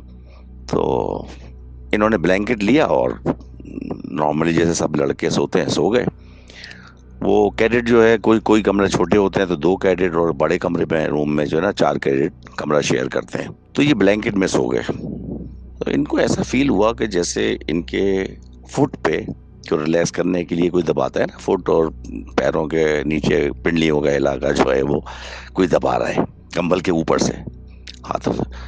तो इन्हें खौफ सा महसूस हुआ। इसने लगा यार इस कमरे में कौन आ सकता है। इनको शक हुआ हो सकता है कोई लड़का हो, इनका दोस्त कैडेट। तो उसने ये किया होगा चलो यार कोई दर्द हो रहा होगा पैरों में, हाइकिंग करके आए तो दबा दूं। लेकिन वो तो सारे ही लड़के हाइकिंग करके आए थे, सबकी दर्द हो रहा होगा, और कौन दबाएगा एक दूसरे के पैर, सब दोस्त। तो ये डर के मारे ना इन्होंने ब्लैंकेट नहीं उतारा अपने मुंह से, उसी तरह से पड़े रहे। 5 मिनट 10 मिनट वो इनके पैर दबते रहे, उसके बाद वो खत्म हो गया। जब खत्म हो गया वो पैर दबना, तो फिर इन्होंने ब्लैंकेट मुंह से उतारा, देखा कोई भी नहीं कमरे में। अगले दिन फिर यही वाकया हुआ, उसके नेक्स्ट डे फिर यही वाकया हुआ। तो जब तीसरे दिन यही वाकया हुआ तो फिर डर के मारे ये देखते तो थे नहीं। तो 5-7 मिनट के बाद जब इनका पैर दबने खत्म हो गए तो इन्होंने मतलब ये सोच किया कि अब तो कोई होगा नहीं। इन्होंने ब्लैंकेट से मुंह उतारा और उठ के गए ना, तो कमरे के बाहर जो कॉरिडोर था उससे पीछे वाले दरवाजे से एक औरत जो बैक से इनको नजर आई पीछे से, उसका ड्रेस बिल्कुल वाइट था और सर पे ऐसे रुमाल जो है ना वो शोल्डर्स पे जिस तरह वो क्रिश्चियंस नन डालती है ना उस तरीके से पड़ा हुआ था। तो इन्होंने उसको बैक से देखा। तो उस दिन इनकी समझ में आया कि भाई ये जो है ना मसला ये है, और वो यही मेरे पैर दबाती थी, इन्होंने डर लगा। लेकिन इन्होंने उसका जिक्र किसी और से नहीं किया, इसलिए कि एयरफोर्स के लोग जो है ना कैडेट वगैरह पर वो बात बहुत मशहूर हो जाती है। तो बहरहाल ये 4-5 दिन तक सिलसिला चला। उसके बाद बीच में गैप आया, तो इन्होंने फिर किसी से पूछवाया, किसी के साथ वो शेयर किया किस्सा, उससे पूछवाया। तो फिर उनके किसी बुजुर्ग वगैरह ने से पूछवाया था, तो उन्होंने कहा कि हाँ एक जिन्नी है, फीमेल जिन, जो इन पे आशिक हो गई है। और क्योंकि ये पैर में इनके दर्द हो रहा था, वो इन्होंने आके इसके पैर दबाए। तो वो 1-2 महीने तक जब पूछवाया तो 1-2 महीने तक तो वो सिलसिला डिसकंटिन्यू रहा। और उसके बाद फिर अचानक कभी 15 दिन में, कभी 10 दिन में, इसी तरीके से होता था कि जब सो रहे होते तो रात को आके कोई इनके पैर दबाता था। तो एक तो ये किस्सा हुआ, और दूसरा उससे रिलेटेड एक ये था कि इनका ही एक कोर्स मेट जो था वो कराची पोस्ट हुआ। अब मैं उस बेस का नाम नहीं बताऊंगा। कराची में एयरफोर्स बेस है। तो पुराने जमाने के बने हुए जो है ना बहुत मकान थे, अंग्रेजों के जमाने के बने हुए बंगले थे, 2-2 हजार गज के इनके ऑफिसर्स को जो अलॉट होते थे, और उसमें बेइंतहा पुराने दरख्त पीपल के, बरगद के लगे हुए थे। वो ऑफिसर जो था वो अपनी फैमिली के साथ वहां पर आया। अगले दिन जब उसने देखा कि पूरा लॉन जो है वो तो दरख्तों से घिरा हुआ है, धूप ही नहीं आती, तो उसने अपने लास्कर और बैटमैन वगैरह 2-4 लोग बुलाए। उसने बोला यार ये कुछ दरख्त छांटो ताकि धूप तो आए मेरे लॉन में। तो बड़ी बड़ी टहनियां, छोटी बड़ी, उसने तकरीबन 2-3 दरख्तों की कटवा दी। मगरिब का टाइम हो गया, लेबर जो थी वो वापस चली गई, ये अपने घर में बैठे। तो अचानक पूरे घर की जो है ना वो लाइटें जल गई, पूरे घर के दरवाजे खिड़कियां खुल गईं, और इस कदर तेज हवा उस घर के अंदर दाखिल हुई जैसे आंधी में या कोई तूफान आता है ना, इस तरीके। तो इन्होंने बाहर निकल के देखा कि शायद तूफान या आंधी आ रही है। बाहर का मौसम बिल्कुल नॉर्मल था, और इनके घर में ठंडी तेज हवाओं से, खिड़कियों से और दरवाजों से आ रही थी, और पूरे घर में वो रोटेट कर रही थी। तो मिनाज इनको ये फील हुआ कि वो पढ़ा लिखा बंदा था, समझदार था, सीनियर ऑफिसर था। इसने बोला यार ये कोई नॉर्मल एक्टिविटी नहीं है, कोई पैरानॉर्मल एक्टिविटी है। और ये बाहर आया, इसने दरख्तों के पास लॉन से खड़े होकर बोला कि भाई ऐसे ऐसे है मेरे साथ जो वाकया हुआ है, तो अगर कोई यहाँ मौजूद है तो मुझे बताए। तो कहता है कि वो इतने हैवी किस्म के दरख्त थे, और वो पूरे दरख्त बुरी तरह से शेक हुए पूरे। ये डर गया, इसने कहा कि ओहो ये तो मसला कोई दूसरा है। इसने कहा एक दफा और आप ऐसा कर सकते हैं। वो दोबारा फिर वो पूरे दरख्त जो है ना वो शेक हुआ। ऐसा लगता था जैसे कोई बहुत बड़ा ट्रैक्टर उस पर आके मारा है, या मतलब कोई हवा तूफान चला जिसकी वजह से वो शेक हुआ। दोबारा भी फिर ऐसा हुआ। ये समझ गया, इसने कहा कि देखें आप जो मखलूक हैं, नादानी में, अनजाने में मैंने गलती की है। मैं आपसे इस बात की मौजत चाहता हूँ, माफ़ी चाहता हूँ। हमारी यहाँ पोस्टिंग हुई है, मेरे बीवी बच्चे हैं, हमें यहाँ 2 साल गुजारने हैं। मैं आपसे वादा करता हूँ कि आइंदा हम कोई इस किस्म की हरकत नहीं करेंगे। और आप भी हमसे वादा करें कि हमारे बीवी बच्चों को हमको कोई नुकसान नहीं पहुंचाएंगे, आप रहते रहें। और इस बात की मैं आपसे माफ़ी चाहता हूँ। हाथ जोड़ के उसने बाकायदा नीचे दरख्त के खड़े हो गए, हाथ जोड़ के माफ़ी मांगी। तो उसके कान में लिटरली आवाज़ आई बाकायदा, फील हुआ कि कोई बंदा है, कोई शख्स है और वो बात कर रहा है। और कान में आवाज़ आई, आप माफ़ी मांग रहे हैं और आपसे अनजाने में गलती हुई है तो एक्सेप्टेड। आइंदा आप हमें तंग नहीं करें, हम आपको तंग नहीं करेंगे और आइंदा ऐसी कोई हरकत ना हो। उसने कहा मैं बिल्कुल तहे दिल से माफ़ी मांगता हूँ, हाथ जोड़ के माफ़ी मांगी उसने बाकायदा। फिर वो वहाँ पर रहते रहे, छोटी मोटी हरकतें होती थी, लाइट जल जाना, बॉल का आ जाना, बच्चों के साथ उनको कुछ तो शरारत कर देना, कोई लाइट जलना, लाइट बंद हो जाना, कोई चीज़ इधर से उधर, क्योंकि वो उन्हें पता था कि यहाँ पर है, तो वो उस चीज़ को डरते नहीं थे, उस चीज़ से अवॉइड करते थे कि ठीक है यार, है बस, है तो बस चलने दो। लेकिन कोई फिजिकली उन्होंने कभी भी 2 साल के अरसे में उनको, उनकी फैमिली को कोई नुकसान नहीं पहुंचाया। वो भी रहते रहे और वो जो मखलूक थी वो भी दरख्तों पे रहती रही। तो ये 2 वाक़यात थे, मैं आपसे शेयर करना चाहता था।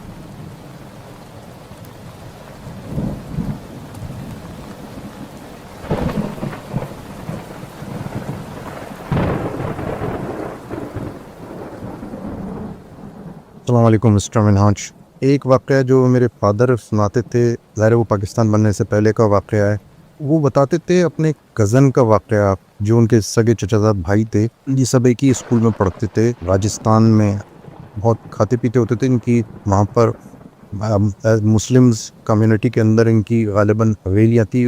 और जैसा कि उन्होंने बताया, बाद में मैंने फ़ोटो भी देखे, पुराने भी और कुछ नए भी आए वहाँ से, उसमें कि हाथी भी इन लोगों के पास पले हुए थे। नाउ यू कैन इमेजिन कि कितने वेल्दी ये लोग होंगे।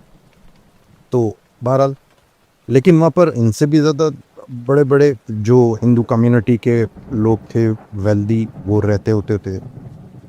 इनके जो चचाज़ाद भाई थे, नाम तो मैं उनका नहीं बताऊँगा, उनका नाम आप रख लें, जैसे अब्बास कह लें आप उनको। जैसे वो उनसे मेरे ख़्याल से बराबर ही उम्रों के थे ये बच्चे। उनके साथ वो, अच्छा, ये सब एक ही क्लास में नहीं होते थे, उनका सेक्शन ग़ालिबन कुछ और था, इनका अब मेरे वालिद का कुछ और था। तो वो बताते हैं कि उनके साथ एक हिंदू बच्चा भी था जो बहुत ज़्यादा क्लोज़ हो गया। समझ लें कि अब उनके जो कज़न थे उनके साथ क्लोज़ इस तरह हुआ कि वो दोनों में ज़्यादा दोस्ती हो गई। फिर ये बच्चे आपस में, जो कज़न्स थे, कम मिलते थे। वो बच्चा जो इनका नाम अब्बास मैंने बताया, वो उस बच्चे के साथ ब्रेक में भी और इधर भी उधर, अब उस ज़माने में जिस तरीके से भी होती होगी ब्रेक, वो उसमें एक साथ घूमते फिरते। चक्कर ये था कि वो बच्चा जो था हिंदू, वो बहुत ज़्यादा किसी एलिट फैमिली से था। अच्छा, थे तो ये भी काफ़ी अच्छे, यानी कि ये इनके अपने 2 गांव थे, लेकिन ज़ाहिर है कि उसमें भी राजे महाराजा टाइप लोग रहते थे। तो वो किसी राजे महाराजा टाइप फैमिली से था बच्चा जो था। तो ये आपस में घुल मिल गए। फिर एक दिन ऐसा हुआ कि वो बच्चा अपने साथ बड़ा सा कोई बैग लेकर आता था। तो वो उनको लेकर ब्रेक में ये बच्चे निकले और गायब हो गए। अब जब ये वापस नहीं आए, तो चूँकि मेरे वालिद शायद उम्र में थोड़े से बड़े थे या छोटे थे, आई डोंट रिमेंबर, क्योंकि ये हम उम्र ही कहलाते हैं। तो वो ढूंढते रहे, फिर ज़ाहिर घर चले गए। उस बच्चे का कुछ पता नहीं चल रहा, दोनों बच्चों का। तो बहरहाल टाइम बाद, कुछ टाइम गुजरा, शाम हो गई, बच्चे नहीं आए। तो अब ढूंढियाँ मची इस चीज़ की कि भाई इसको देखा जाए, बच्चे कहाँ गायब हो गए। तो वहाँ करीबी जंगल था, ज़ाहिर है, और बड़ा डेंस किस्म का जंगल होता था। वहाँ पर देखा तो अब्बास साहब इनको बेहोश पड़े हुए मिले एक जगह पर, और वो बच्चा जो हिंदू था वो नहीं मिला। तो इनको जब होश में लाए, ये बेहोश थे, तो इनकी बड़ी बुरी हालत हो गई थी। तो इनको जब होश में लेकर आए, तो उस बच्चे की फैमिली को फ़ौरन इन्फॉर्म किया गया, कौन सा, जो हिंदू बच्चा था उसको, कि ये बच्चा होश में आ गया है, ताकि उसका स्टेटमेंट दिया जाता। कि पुलिस भी आ गई थी, ज़ाहिर है कि वो बच्चा मिसिंग था और महीना गुजर चुका था। ये 1 महीने बाद होश में आए थे। जब पूछा तो उस बच्चे ने, यानी इन्होंने, अब्बास ने, बड़ी मुश्किल से अपने घर वालों को बताया कि वो बच्चा इनको लेकर कुछ अजीबोगरीब एक्टिविटीज़ में इन्वॉल्व था। मसलन जानवरों को कुछ खाना खिलाता था तो अपने साथ लेकर आता था। फिर वो आहिस्ता आहिस्ता उसने चीज़ें दूसरों को देनी पहले, अच्छा सबसे पहले तो वो इनको खिलाता था बहुत सारी चीज़ें, तो दैट्स वाई इनकी दोस्ती शुरू में इसी तरह हुई थी कि वो बच्चों में होता है ना टॉफ़ियाँ देने देना, तो बच्चे तो ज़रा इन चक्करों में होते हैं, तो वो बड़ी ज़बरदस्त किस्म की चॉकलेट्स टॉफ़ीज़ लेकर आता था और मिठाइयाँ लेकर आता था, वो इनको खिलाता था भी था। फिर आहिस्ता आहिस्ता दोस्ती उसने इनसे बढ़ा ली। वो जंगल में वो बता रहे हैं कि उस दिन लेके गया है, उसके बाद उसने अपने बैग से एक जंगल में पता नहीं किसी स्पॉट, बाद में लोगों ने देख लिया वो जगह जाकर, एक स्पॉट किया उस जगह को उसने, बच्चे ने, कि इस जगह पर हुआ था ये इंसिडेंट। तो वहाँ पर उसने एक दायरा से ऑलरेडी खिंचा हुआ था वहाँ पर पहले से, तो ये इसका मतलब है वो बच्चा अकेले भी जाके कोई ना कोई एक्टिविटी करता था। तो उसने वहाँ पर बताया कि इस दायरे के अंदर बहुत बड़ा दायरा था, वो जंगल में बीच में कहीं, और उसमें उसने पहले मिठाइयाँ डाली। तो कहते हैं कि ज़मीन के अंदर से एक अजीब सी मखलूक सी निकली कोई। अच्छा, जो मेरे वालिद साहब ने बताया तो वो वहाँ की ज़बान में उसको कहते हैं, एक तो हम कहते हैं वर्ड भूत, और वो कहते थे भभूत उसको। अब जो आपके लिसनर्स हैं, जो जिनका ताल्लुक़ इंडिया से है गालिबन, वो शायद इस वर्ड को समझ जाएं। तो वो कहते हैं वो ज़मीन में से निकले छोटे छोटे, उन्होंने वो खाने शुरू की मिठाई ये वो, लेकिन वो सब के सब देख रहा है। अच्छा, कुछ इंसानी शक्ल के, कुछ वो अजीब से कुछ इंसान नुमा, उनकी जो लंबी लंबी ज़बानें सी भी थी उनकी, और वो आँखें उनकी बड़ी बड़ी थी, लेकिन वो थे छोटे छोटे साइज़ के। लेकिन जैसे ही उन्होंने खाना शुरू किया तो उनका साइज़ बढ़ना शुरू हो गया। अब हुआ ये कि उस बच्चे ने आहिस्ता आहिस्ता अपने बैग में से फिर अचानक कलेजी निकाली और फेफड़े, वो जो होते हैं ना जानवर के एक साथ, और वो बकरे के थे या किसके थे गॉड नोस, तो वो उसने निकाल के वो दिए उनको, उन्होंने वो भी लबक लबक के खाना शुरू कर दिया। अच्छा, वो ज़मीन में से निकलते चले आ रहे हैं और उनकी जो तादाद थी वो बढ़ती चली जा रही। ये घबरा गए अब्बास साहब, इन्होंने 2-4 कदम पीछे हटने शुरू हो गए कि ये क्या माजरा हो रहा है, ये हो क्या रहा है।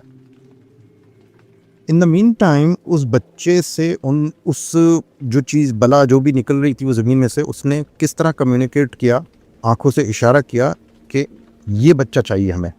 उसने हाथ पकड़ा इनका और इनको उस दायरे के अंदर फेंकने ही वाला था कि इन्होंने उसको धक्का दे दिया, उसके अंदर धक्का दिया, और धक्का देने के बाद ये भाग के तो भागने में इनका पैर स्लिप हुआ, ये क्या हुआ, ये गिर गए और बेहोश हो गए, क्योंकि इन्होंने मंजर ही कुछ ऐसा अजीबोगरीब देखा था जो इन्होंने पहले, क्योंकि उनकी शक्लें जो उसने एक्सप्लेन की उस वक्त वो बहुत ही कुछ भयानक किस्म की थी।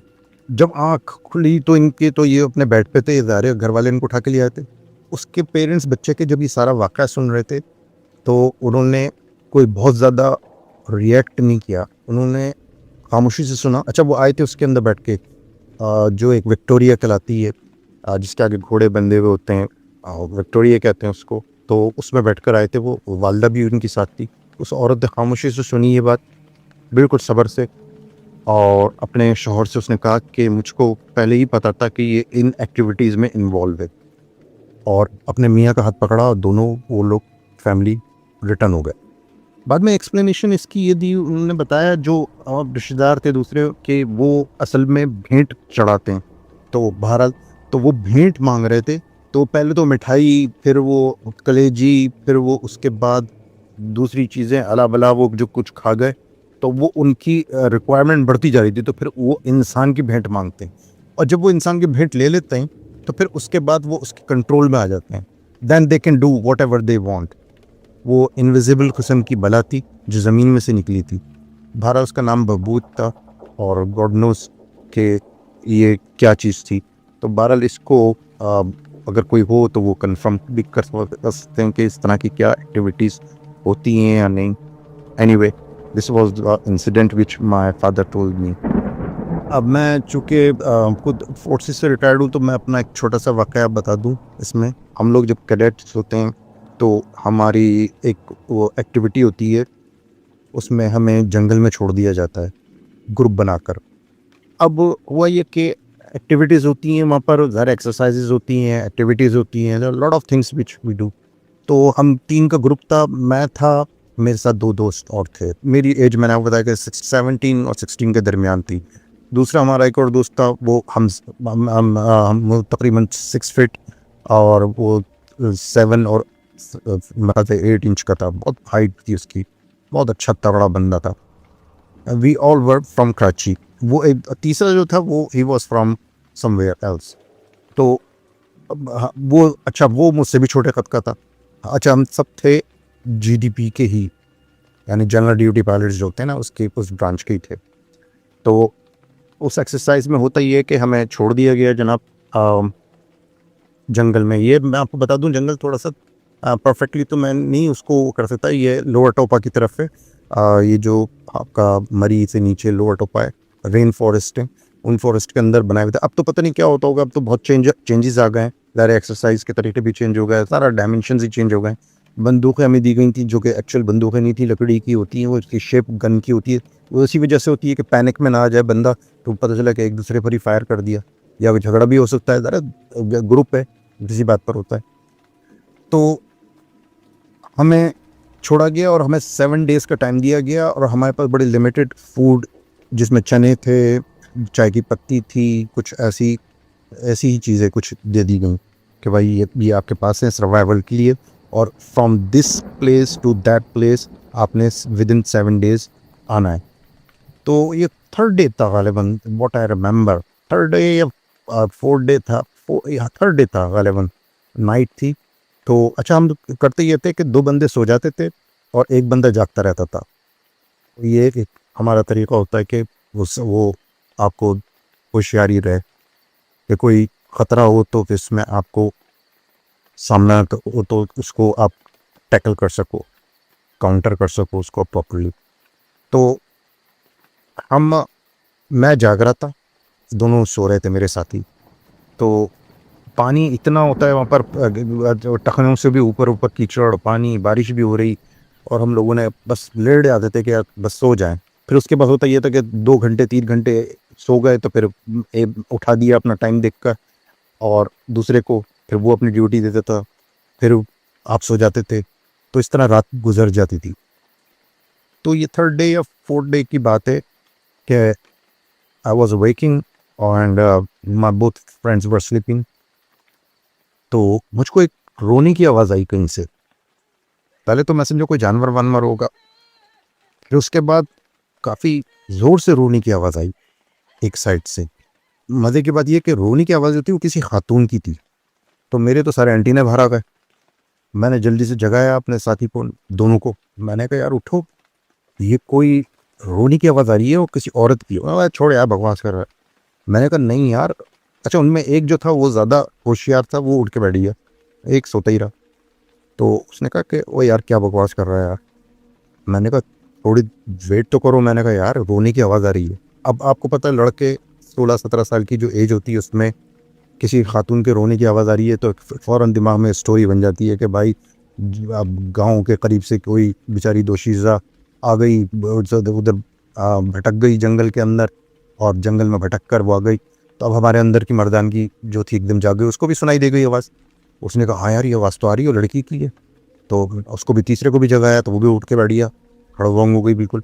अब हम तीनों ने ही सुननी, तो अब हम तीनों होशियार हो गए कि यार अच्छा, स्टोरी फ़ौरन कुक हो गई हमारी कि ये लड़की है और ये भटक गई है अपने गांव से, बकरियां चराती हुई आई होगी। हम हीरो और फौजी भी, और चलो जी हेल्प करते हैं ना। हमने गैस किया तो अंदाज़ा ये हुआ कि आवाज़ जो है वो एक डायरेक्शन से आ रही है। थोड़ी देर बाद हमने गैस किया, नहीं यार ये इस डायरेक्शन से नहीं, ये सपोज नॉर्थ से आ रही थी। तो फिर उसके बाद उसने एकदम चेंज कर ली, तो वो बिल्कुल अपोजिट वेस्ट पे चली गई, साउथ पे चली गई, कभी ईस्ट पे चली गई आवाज़। ये हमने कंपास से भी रीड आउट कर रहे थे उसको, और अपने कानों को भी इधर के यूज़ कर रहे थे। मैं कहा, यार ये आवाज़ जो है ये सर्कुलेट कर रही है। अच्छा, फिर हम उसके जस्टिफाई भी एक दूसरे से डिस्कस करके कर रहे हैं कि यार ये जंगल है, आवाज़ एको होती है। तो बहुत जल्दी इस चीज़ की रियलाइजेशन हो गई कि यार ये हमें कोई बना रहा है। फिर उसमें हमने एक दूसरे से ये भी डिस्कस किया कि यार ये बना नहीं रहा, ये अनमुमकिन है किसी ने स्पीकर लगा दिया, हमारे लोगों को बना रहे होते हैं, ये बेवकूफ़ न बना रहे हो, डराने के लिए हमें इस तरह ना कर रहा हूँ। लेकिन आवाज़ जो थी वो कभी तेज़ हो जाती, कभी दूर हो जाती, कभी तेज़ होती, कभी दूर हो जाती, और अपनी डायरेक्शंस भी चेंज कर रही। लेकिन एक मौके पर, बहरहाल मैं मुख्तसरन बताऊँ, एक्यूरेट प्लेस कि यार ये इधर से आ रही है। तो हम उधर गए तो वो एक दरख्त था, वहाँ कोई बैठा हुआ, शॉल उड़े हुए। अब वो तो अंधेरे में क्या नज़र आता है, काला सा कोई कपड़ा डला हुआ था उसके ऊपर, और वो बैठा हुआ कोई भूं भूं करके रो रहा ऊंची आवाज़ में। सबसे पहले मैं गया करीब, मैंने कहा बीबी क्या हुआ, क्यों रो रहे हो आप? उसने कोई जवाब नहीं दिया, बल्कि और ऊंची आवाज़ में रोना शुरू कर दिया। फिर मैंने पूछा उससे कि बीबी कोई मसला है तो बताओ, क्या है, आप बिछड़ गए हो, कहाँ हो? हम फौजी हैं, हम बताओ। तो बहरहाल वो, अब मैं झुंझलाहट होने लगी कि यार ये अगला बोल ही नहीं रहा और बूं बूं करके रोए चला जा रहा है। तो वो जो हमारा जो छफेटा दोस्त था, तो उसको गुस्सा आ गया, वो थोड़ा था भी गर्म मिजाज का। उसने अपनी जो गन थी, जो कि लकड़ी की थी, जो कि गन नहीं थी एक्चुअली, वो लकड़ी का एक वो होता है, मॉडल गन होती है, उससे उसने उसको टच किया, एक उसको ठोका मारा उससे कि ओ बीबी बोलती क्यों नहीं हो। उसका बस इतना कहना था, एक हू करके आवाज़ आई और वो चीज़ खड़ी हुई। तो that was around 15 to 20 feet height उसकी होगी, जो भी चीज़ थी। वो चीज़ खड़ी हुई और उसने कहकहा लगाया बड़ा खौफनाक। ओ भाई, हमने ये जो देखा, तो मैं तो स्प्रिंटर भी था मैं अपने दौर का, तो मैं तो रेस वहाँ से, चीज़ें मेरी कहाँ गई आई डोंट नो। और लेकिन मैं भाग रहा बगैर देखे जंगल में, लेकिन मैंने देखा मेरे आगे कोई और भी भाग रहा है। अरे ये कौन है साला जो मुझसे भी तेज भाग रहा है? तो पता चला वो जो हमारा लंबा दोस्त था, वो मुझसे भी तेज निकल गया। मैंने उसको आवाज़ दी पीछे, मैंने कहा अच्छा ये मुझसे आगे निकल गया। तो मैंने कहा तीसरा वाला कहाँ है? देखा वो गायब। मैं भागते भागते मैंने उसको आवाज़ दी, उसका नाम पुकारा मैंने कहा यार रुक रुक मेरे भाई। मैंने कहा यार वो किधर है? तो अब उसने सांस में लगा, किधर किधर किधर गया वो? मैंने कहा यार पता नहीं किधर है। बहरहाल हमने अपने आप को कंपोज किया, रिटर्न हुए, हम उसी जगह पर वापस आए तो देखा वो हमारा तीसरा साथी बेहोश पड़ा हुआ था वहाँ पर। हमने उसको, अपने साथी को चेक किया तो पता चला उसकी तो पल्स ही गायब। अबे मैंने कहा ये तो मर गया। देखा तो वो हमें फील हो रहा था कि पल्स चली गई है, लेकिन उसका डाउन हो गया था एक्चुअली, बिल्कुल ही। उसको सांस दिया, उसको सारा सीपीयू किया, और उसका बहुत बहुत कुछ किया उसके साथ। उसको दोबारा उसको थोड़ा सा होश आया, वो अपना अम्मी को पुकारे, अम्मी अम्मी। तो मेरा वो दूसरा दोस्त कहता है वो तेरी अम्मा को किधर से लेकर आए यार, इधर जंगल में यार, किधर किधर लेकर आए। बाहर उसको फिर अपने कंधे पर रखा, हम लोग फिर वहाँ से निकले। हमारी सबकी हालत बुरी, गने किधर गई, बैग रैकसैक हमारे किधर गए, चीज़ें किधर गई, वी डोंट नो। बारह वो हमने फिर सुबह थोड़ी बहुत हमें एक दो का दुका चीज़ें मिली, क्योंकि सब हम भागे थे तो पता नहीं कौन सी चीज़ किधर गई। फिर बारिश भी हो रही थी, कीचड़ में पता नहीं किधर से किधर गई वो चीज़ें। बारह हम 7वें रोज़ तो नहीं, हम 6ठे रोज़, 5वें रोज़ के एंड में 6ठा रोज़ शुरू हो रहा था, जो हम अपने फाइनल डेस्टिनेशन पे पहुँचे। तो ऑफिसर जो हमारा ड्यूटी जो था हमारा, उसने हमें वेलकम किया, लेकिन उसने हमारी शक्ल देखी, बड़े समझदार लोग होते हैं यार। उसने हमारी शक्ल देखी, उसने मुझको देखा तो मैं थोड़ा सा कंपोज था। उसने कहा मिस्टर तुम इधर आओ साइड में। क्या हुआ है? मैंने सर नथिंग। कहना नहीं कुछ हुआ है। फिर मैंने उसको थोड़ा सा बताया, तो वो मेरे कंधे पर जोर से हाथ मार के कहता ओ यार कुछ भी नहीं, जिन होगा, जिन होगा। वो जिन्नात तो तंग करते रहते हैं यार, कोई मसला नहीं है यार, कोई बात नहीं, सो जाओ के अपने कैंप के अंदर यार, तुम लोग जाओ जाओ, तुम लोगों की छुट्टी है।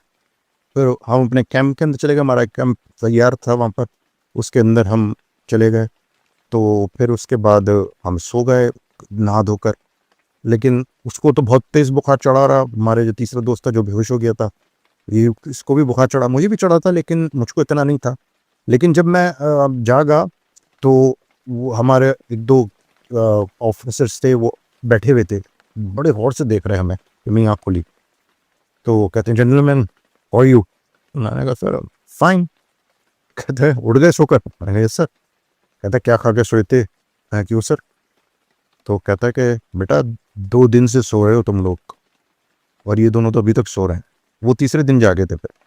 तो ये एक बड़ा अजीब सा वाक़या था, जो बाद में भी बड़ा हमारे अकेडमी में भी होता था। तो वो मजाक उड़ाते थे हमारा कि यार ये तो तुम लोग अजीब गरीब चक्करों में पड़ गए थे, क्या हो गया था क्या नहीं हुआ था। बहरहाल यार ये वाक़या था। एक वाक़या और है, मैं आपका टाइम ले रहा हूँ, अगर चाहें तो उसको शेयर कर लीजिएगा या इसको कट कर दीजिएगा, इट्स अप टू यू।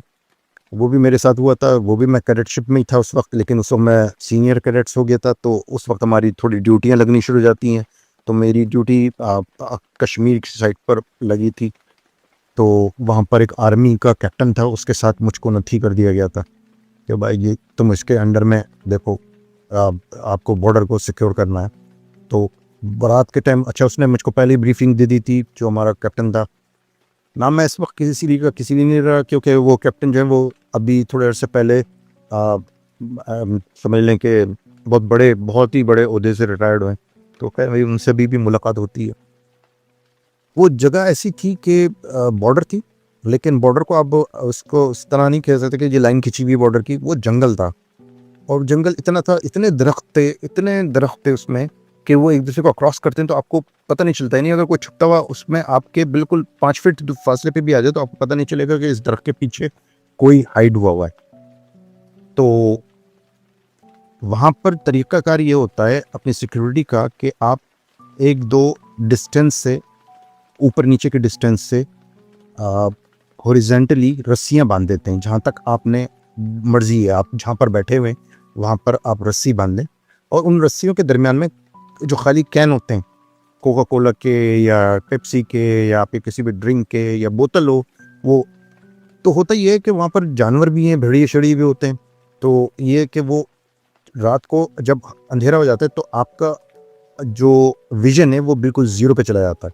यानी अगर आप हाथ को अपनी आंखों के बिल्कुल करीब भी लेकर आओगे तो आपको कुछ नज़र नहीं आएगा। तो उस वक्त सिर्फ आपकी एक चीज़ सेंस काम कर रही होती है, एक सेंस काम कर रही होती है, अब वो है हेयरिंग सेंस, यानी कानों के, आप सिर्फ कानों से जज करते हो कि कोई है इस सिमत पर। तो उस वक्त ऑर्डर हमारे पास ये होता है कि उस डायरेक्शन में आपने फायर कर देना। तो जो मुझे कैप्टन, उस वक्त कैप्टन जो था उसने बताया था कि यार बड़े भेड़िए शेड़िए पड़े हुए मिलते हैं रात सुबह जब होती है, क्योंकि वो आ जाते हैं जानवर तो वो टकराते हैं। अच्छा, ये बोतलें और टिन इसलिए बांधे जाते हैं कि वो आपस में टकराते हैं और टन टन टन की आवाज़ आती है। जैसे ही आपको टन टन की आवाज़ आती है तो आप उधर शॉट मार देते हो। तो दिस इज़ द लॉजिक। अब वो ये कि बैठते इस तरह है कि 2 बंदे एक दूसरे से कमर लगा के बैठ जाते हैं और आपस में भी बात हल्के फुल्के बात करते रहते हैं। सिगरेट भी फूंक लेते हैं बाज़ दफ़ा, जो कि मना होती है। अब वैसे तो अलाउ नहीं है, क्योंकि ज़ाहिर है कि वो रात के टाइम तो बड़ी दूर से उसको सूंघा भी जा सकता है और उसको देखा भी जा सकता है, लेकिन फिर भी हम सिगरेट विगरेट पी लेते थे।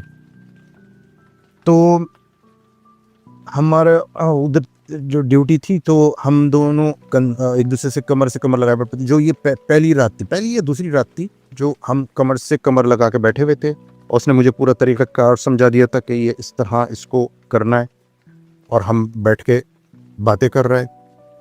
तो रात गुजर गई। जब सुबह हुई तो मैं खड़ा हुआ, मैंने अंगड़ाई ली, लंबी अंगड़ाई लेके पलट के देखा तो कैप्टन साहब आया। ओए, मैंने कहा ये किधर गया यार। मैं थोड़ा आगे बढ़ा तो मैंने देखा तो एक इग्लू बनाया होता है हम लोगों ने, जो कैंप होता है हमारा इग्लू की तरह, वो उसमें सो रहा। मैंने कहा यार अभी तो मैं खड़ा हुआ हूँ, ये उसमें जाकर सो गया। मैं गया, वो मैंने कहा कैप्टन साहब, जगाया उसको। मैं कैप्टन साहब आप इतनी जल्दी आकर सो भी गए। वो हंस रहा, कहता है कि यार मैं तो रात को ही उठ के आके सो गया था। तो मैंने कहा है, मैंने कहा पूरी रात में किससे बैठा बातें करता रहा, कौन मेरे साथ बैठा हुआ बात कर रहा था। कहता मुझको पता है तुमने 2 फायर भी मारे थे। मैंने कहा यस सर। ज़रा क्या वो कैप्टन था तो मैं तो सीनियर कैडेट था, मैं उसको सर कहकर ही बात कर रहा था। हालांकि हम तकरीबन उम्र में एक बराबर के ही थे। मैंने कहा यस सर। मैंने कहा 2 शॉट मारे थे मैंने। तो कहने लगा कि हाँ वो मुझे आवाज़ आई थी। तो मैंने कहा सब सही है, तुम सही कर रहे हो। मैंने कहा, बाद में मैंने उसको बताया, मैंने कहा सर पूरी रात मैं किसी से बैठा बातें करता रहा हूँ, कोई मेरी कमर से कमर लगा के बैठा बातें करता रहा। तो हंस लगा, वो यार तुझ तेरा वहम होगा। बट आई एम 100% श्योर कि वो था, और हम दोनों बातें कर रहे थे और वो मुझको जवाब भी दे रहा था। हम बातें कर रहे थे बड़े मज़े से, एक दूसरे से बैठे हुए, कमर से कमर मिलाए। तो मैं आज तक उस चीज़ को गैस नहीं कर सका, उसको कोई उसका मुझको क्लू नहीं मिला कि वो कौन था। जो कैप्टन साहब तो जाकर सो गए थे अपने उसमें, और मैं बैठा हुआ उससे बातें करता रहा था। ये 2-3 वाक़यात थे जो मैंने आपके साथ शेयर किए। Thank you very much. अपना ख्याल रखिएगा। अस्सलाम वालेकुम।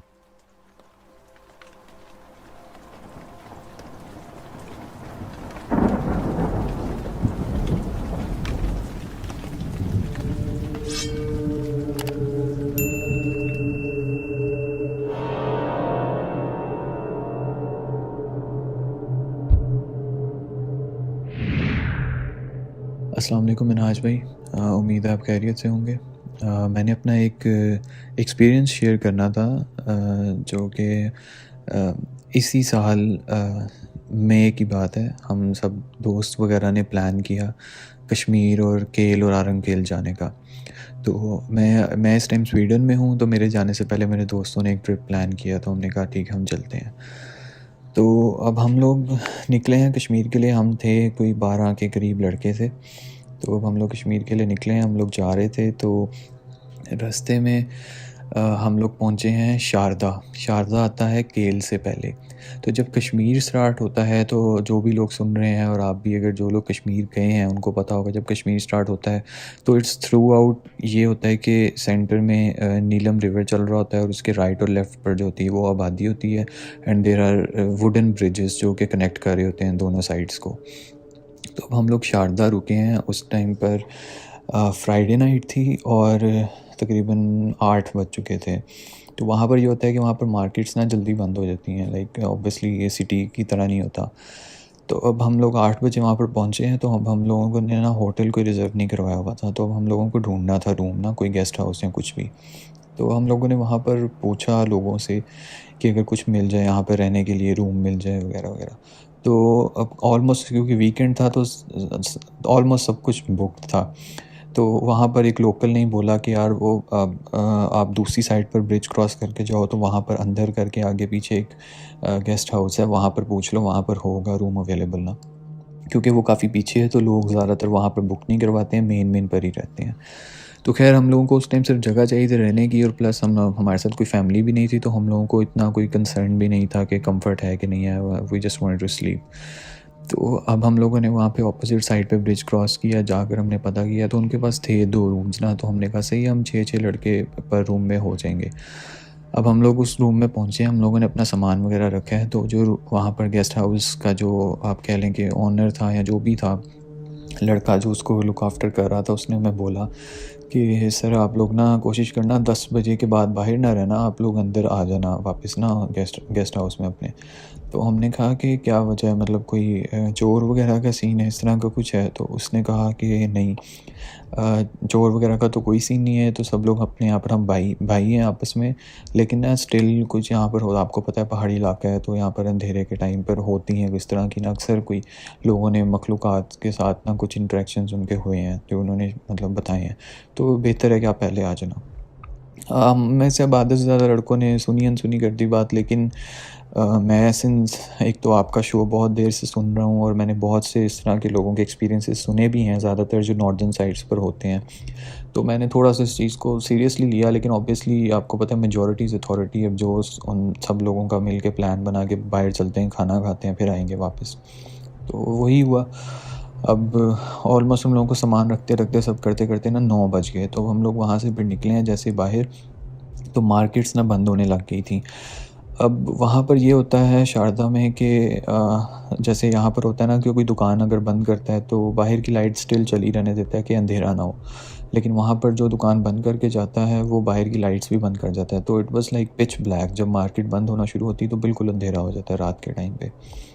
तो खैर हम लोग अब खाना खाने के लिए हमने कहा चलते हैं। अब हम लोग गेस्ट हाउस से बाहर गए हैं। वो एक तो वो रास्ता भी बड़ा ख़तरनाक सा ही था। खैर अब बाहर गए हैं और मेन की तरफ, मेन वहाँ की यही होती है जो रिवर के पास पास जितनी भी एरिया होता है ना वो मेन होता है। तो अब हम लोग मेन पर गए हैं रिवर के पास। अब हम लोगों ने देखा तो ऑलमोस्ट मार्केट क्लोज़ हो गई थी, लेकिन ऑपोजिट साइड पर राइट हैंड पर ना काफ़ी दूर करके एक नीलम स्टार रिवर होटल है या Neelam view river, I don't remember exactly name क्या था, लेकिन वो खुला हुआ था, काफ़ी बड़ा भी था और ना वहाँ पे लाइट्स भी चल रही थी। तो आप में से जो सुन रहे हैं वो गूगल भी कर सकता है, वो होटल है वहाँ पर। तो अब हम लोगों ने ब्रिज क्रॉस करके ऑपोजिट साइड पर गए हैं। हम लोगों ने वहाँ जाकर होटल पर खाना वगैरह खाया है और वैसी बातें शातें करते रहे हैं, नेक्स्ट डे का प्लान डिस्कस करते रहे हैं क्या करना है क्या नहीं। तो करते करते हम लोगों को ना 10:30 हो गए। अब वो ये था कि होटल में भी और कोई भी नहीं था, बाकी खाने वगैरह वाली जगह पर कोई नहीं था, तो वो लोग बस हमारे जाने का ही वेट कर रहे थे। जैसे ही हम लोगों ने खाना वगैरह खा लिया, अब हम लोगों में से आधे लड़के जो हैं वो कहते कि यार हम लोग ना यहीं पर ही हैं, मतलब रिवर के पास हैं, तो हम लोग स्मोक वगैरह करके आते हैं, तो तुम लोग बाकी के चलो, तो हम लोग तुम लोगों को थोड़ी देर तक फॉलो करते हैं। जैसे ही हम लोग उस होटल से निकले हैं, तो अब वो पीछे से उसकी भी लाइट्स बंद हो गई, क्योंकि वो लोग हमारे जाने का ही वेट कर रहे थे, उनका भी टाइम अप हो गया था। तो अब हम लोग जब जा रहे हैं, तो अब अगेन हम लोग और दूसरी साइड पर थे रिवर के। अगर आप थोड़ा सा मतलब जो सुन रहे हैं वो समझे कि राइट हैंड पर थे हम लोग, और हमारा जो गेस्ट हाउस था वो थोड़ा आगे जाके ब्रिज क्रॉस करके लेफ़्ट हैंड पर था, और लेफ़्ट हैंड पर भी अंदर करके। जब हम लोग जा रहे हैं, तो वो आपको पता है लड़के लड़के इकट्ठे होते हैं, शुगर लगा रहे हैं, मस्ती कर रहे हैं, मतलब हंस रहे हैं, जोक्स कर रहे हैं, ऊंची ऊंची बोल रहे हैं वगैरह वगैरह। तो वो एरिया ना रात के टाइम वैसे ही थोड़ा ख़तरनाक हो गया था, क्योंकि वो पहाड़ वगैरह की ना ऐसे कट के बनी हुई थी रोड्स और सब कुछ, और वो अभी इतना ज़्यादा डेवलप्ड भी नहीं है, टू बी ऑनेस्ट। वहाँ पे रोड्स भी कच्ची हैं। तो अब हम लोग वहाँ पे बातें करते जा रहे हैं, तो थोड़ा सा शोर कर रहे हैं, तो खैर अब हम लोग वहाँ से फिर ब्रिज के ऊपर चढ़े हैं। अब वो वुडन ब्रिज है, तो आपको पता है जब आप उस पर स्टेप रखते हो, चलते हो, तो आपके कदमों की ज़ाहिर है आवाज़ भी आती है। तो अब हम 5-6 लड़के चल रहे हैं एक ना सिमिलर पेस के ऊपर ना, हम सबके स्टेप्स जो थे वो सेम थे, मतलब पेस हमारी सेम थी चलने की ना, थोड़ा सा हम स्लो चल रहे थे। तो अब हम लोग आगे को चल रहे हैं, तो अब हमने हाफ ब्रिज जब क्रॉस किया ना, तो हमें पीछे से किसी के मज़ीद एक्स्ट्रा फुट स्टेप्स की आवाज़ आई, जिसकी पेस थोड़ी सी आउट थी, हमसे थोड़ा सा स्लो चल रहा था वो मज़ीद। तो अब ज़ाहिर है आप लोगों को थोड़ा सा बंदे को फ़ील हो जाता है कि यार एक एक्स्ट्रा आवाज़ आ रही है कदमों की, जो कि पीछे से आ रही है। तो खैर हम लोगों ने इसको इग्नोर किया। अब हम लोग चल रहे हैं आगे, मज़ीद बातें करते हुए जा रहे हैं, ब्रिज पर ही थे हम।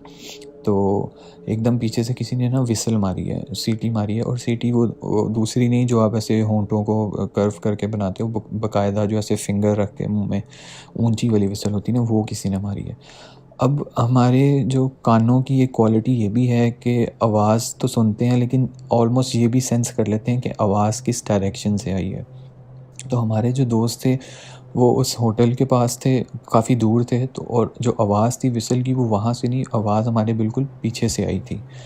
तो अब यहाँ पर ना हम लोगों को थोड़ा सा बड़ा डाउट हुआ कि मतलब ये क्या सीन है, किस चीज़ की आवाज़ थी, किसने मारी है विसल। तो कुछ लड़के डर भी गए। तो अब मैंने जो सुना हुआ है कि जब भी इस तरह का कोई आपको डाउट हो, कोई इस तरह का सीन हो, तो आपने पीछे मुड़ के नहीं देखना।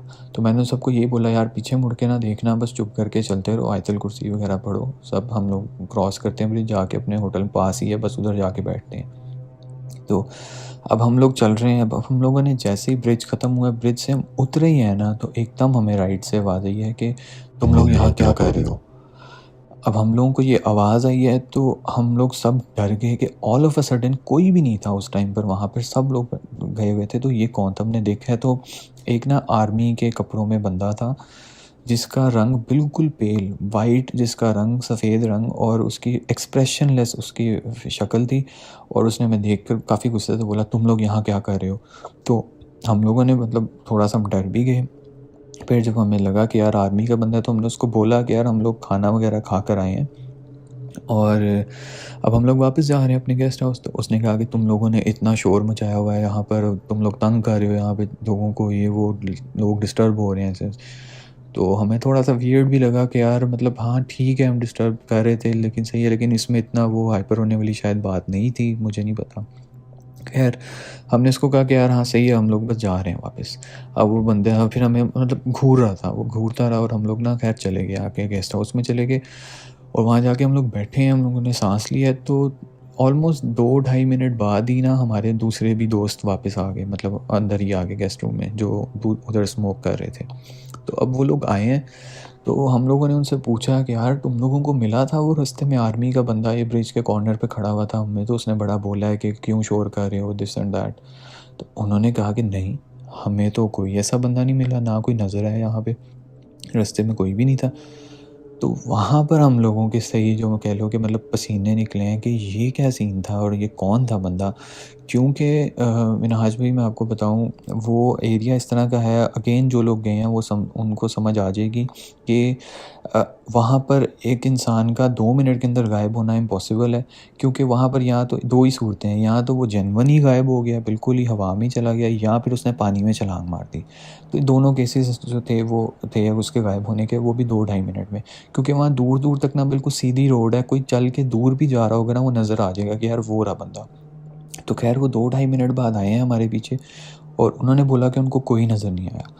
तो खैर हम लोग उस टाइम काफ़ी ज़्यादा डर गए थे, और बस फिर हम लोगों ने बस जो भी है एक इसको एक्सपीरियंस समझ के तो अपनी रात गुजारी है, और सुबह हम लोग फिर अपने नेक्स्ट आगे केल के लिए निकल गए।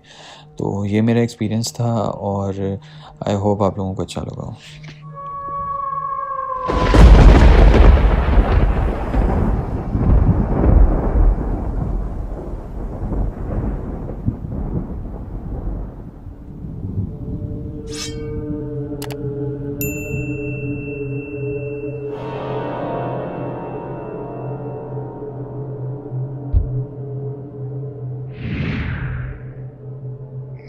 अस्सलाम वालेकुम मिनहाज। आपके ऑडियो टेप्स सुन के मुझे एक किस्सा याद आया। मैं कोई तकरीबन 8-9 साल की होंगी। तो मेरे वालिद फ़ौज में थे, उनकी पोस्टिंग एबटाबाद से हुई क्वेटा। जब हम क्वेटा आए तो हमें जिस मेस में ठहरने को मिला वो एक बड़े ही प्रेस्टिजियस इलाके में है, नाम नहीं लूँगी। एक रात तो ठीक से गुजर गई। अगली रात हमारे जैसे वेलकम पार्टीज़ होती है आर्मी में, इसी तरह एक वेलकम पार्टी थी। वो वेलकम पार्टी अटेंड करके हम लोग रात को वापस आए मेस में ठहरने के लिए। तो जो मेस का कमरा था उसकी कालीन पे जैसे कांटे बिछे हुए थे। मेरे वालिद उसके ऊपर जैसे चले हैं ना, तो उनका पूरा का पूरा पाँव खूना खून हो गया, और कालीन पे सारे उनके पाँव के खून के धब्बों के निशान पड़ गए, और इसी तरह मेरा पाँव भी बिल्कुल खूना खून हो गया। बहरहाल मेरे वालिद ने इंतज़ामिया को फ़ोन किया और बोला कि रूम चेंज कराएं। रूम चेंज हो गया। दूसरे रूम में भी हम कोई ख़ास कंफर्टेबल नहीं थे। उसके बाद फिर उन्होंने बोला कि एक और कोई यूनिट है, उसका मेस है, वो खाली है, आप वहाँ पे चले जाएं। हम लोग किसी और जगह पे चले गए। वहाँ पे जब हम गए तो जैसे रात हमने ठहरी, अगली दिन सुबह को मेरी बहन जो थी उनका मुंह टेढ़ा हुआ था। जब मैंने उनको देखा तो मुझे तो बिल्कुल समझ ही नहीं आई कि हुआ क्या है। लेकिन मेरी वालदा ने जब उनको देखा तो उनको पता चल गया कि उनको लकवा हुआ है। हम किसी गर्म इलाके से तो आ नहीं रहे थे, ठंडे इलाके से ही आ रहे थे। तो ये भी एक अनयूजुअल सा वो था, हैपनिंग थी। बहरहाल बीमारी थी, ठीक हो गई। उसके बाद हम लोगों को एक MOQ अलॉट हुआ। MOQ is married officers quarter. जब तक मतलब आपको कोई बंगलो अलॉट नहीं होता तब तक आपको MOQ में गुजारा करना पड़ता है। वो एक फ्लैट था, 2nd फ्लोर पे हम रहते थे। 2 कमरे थे और एक लाउंज था, और बाकी बाथरूम, किचन वगैरह। तो इसी दौरान शब बारात आई। तो शब बारात को हम लोग, मैं और मेरी बहन, हम नमाज़ पढ़ रहे थे लाउंज में। तो इबादत करते हुए मेरी बहन ने कहा कि मैं अभी जा रही हूँ सोने, और रात को देर से जाग के दोबारा से मैं इबादत करने आऊँगी। मैंने कहा ठीक है, इट्स ओके। सारे सोने चले गए, मैं नमाज़ पढ़ती रही।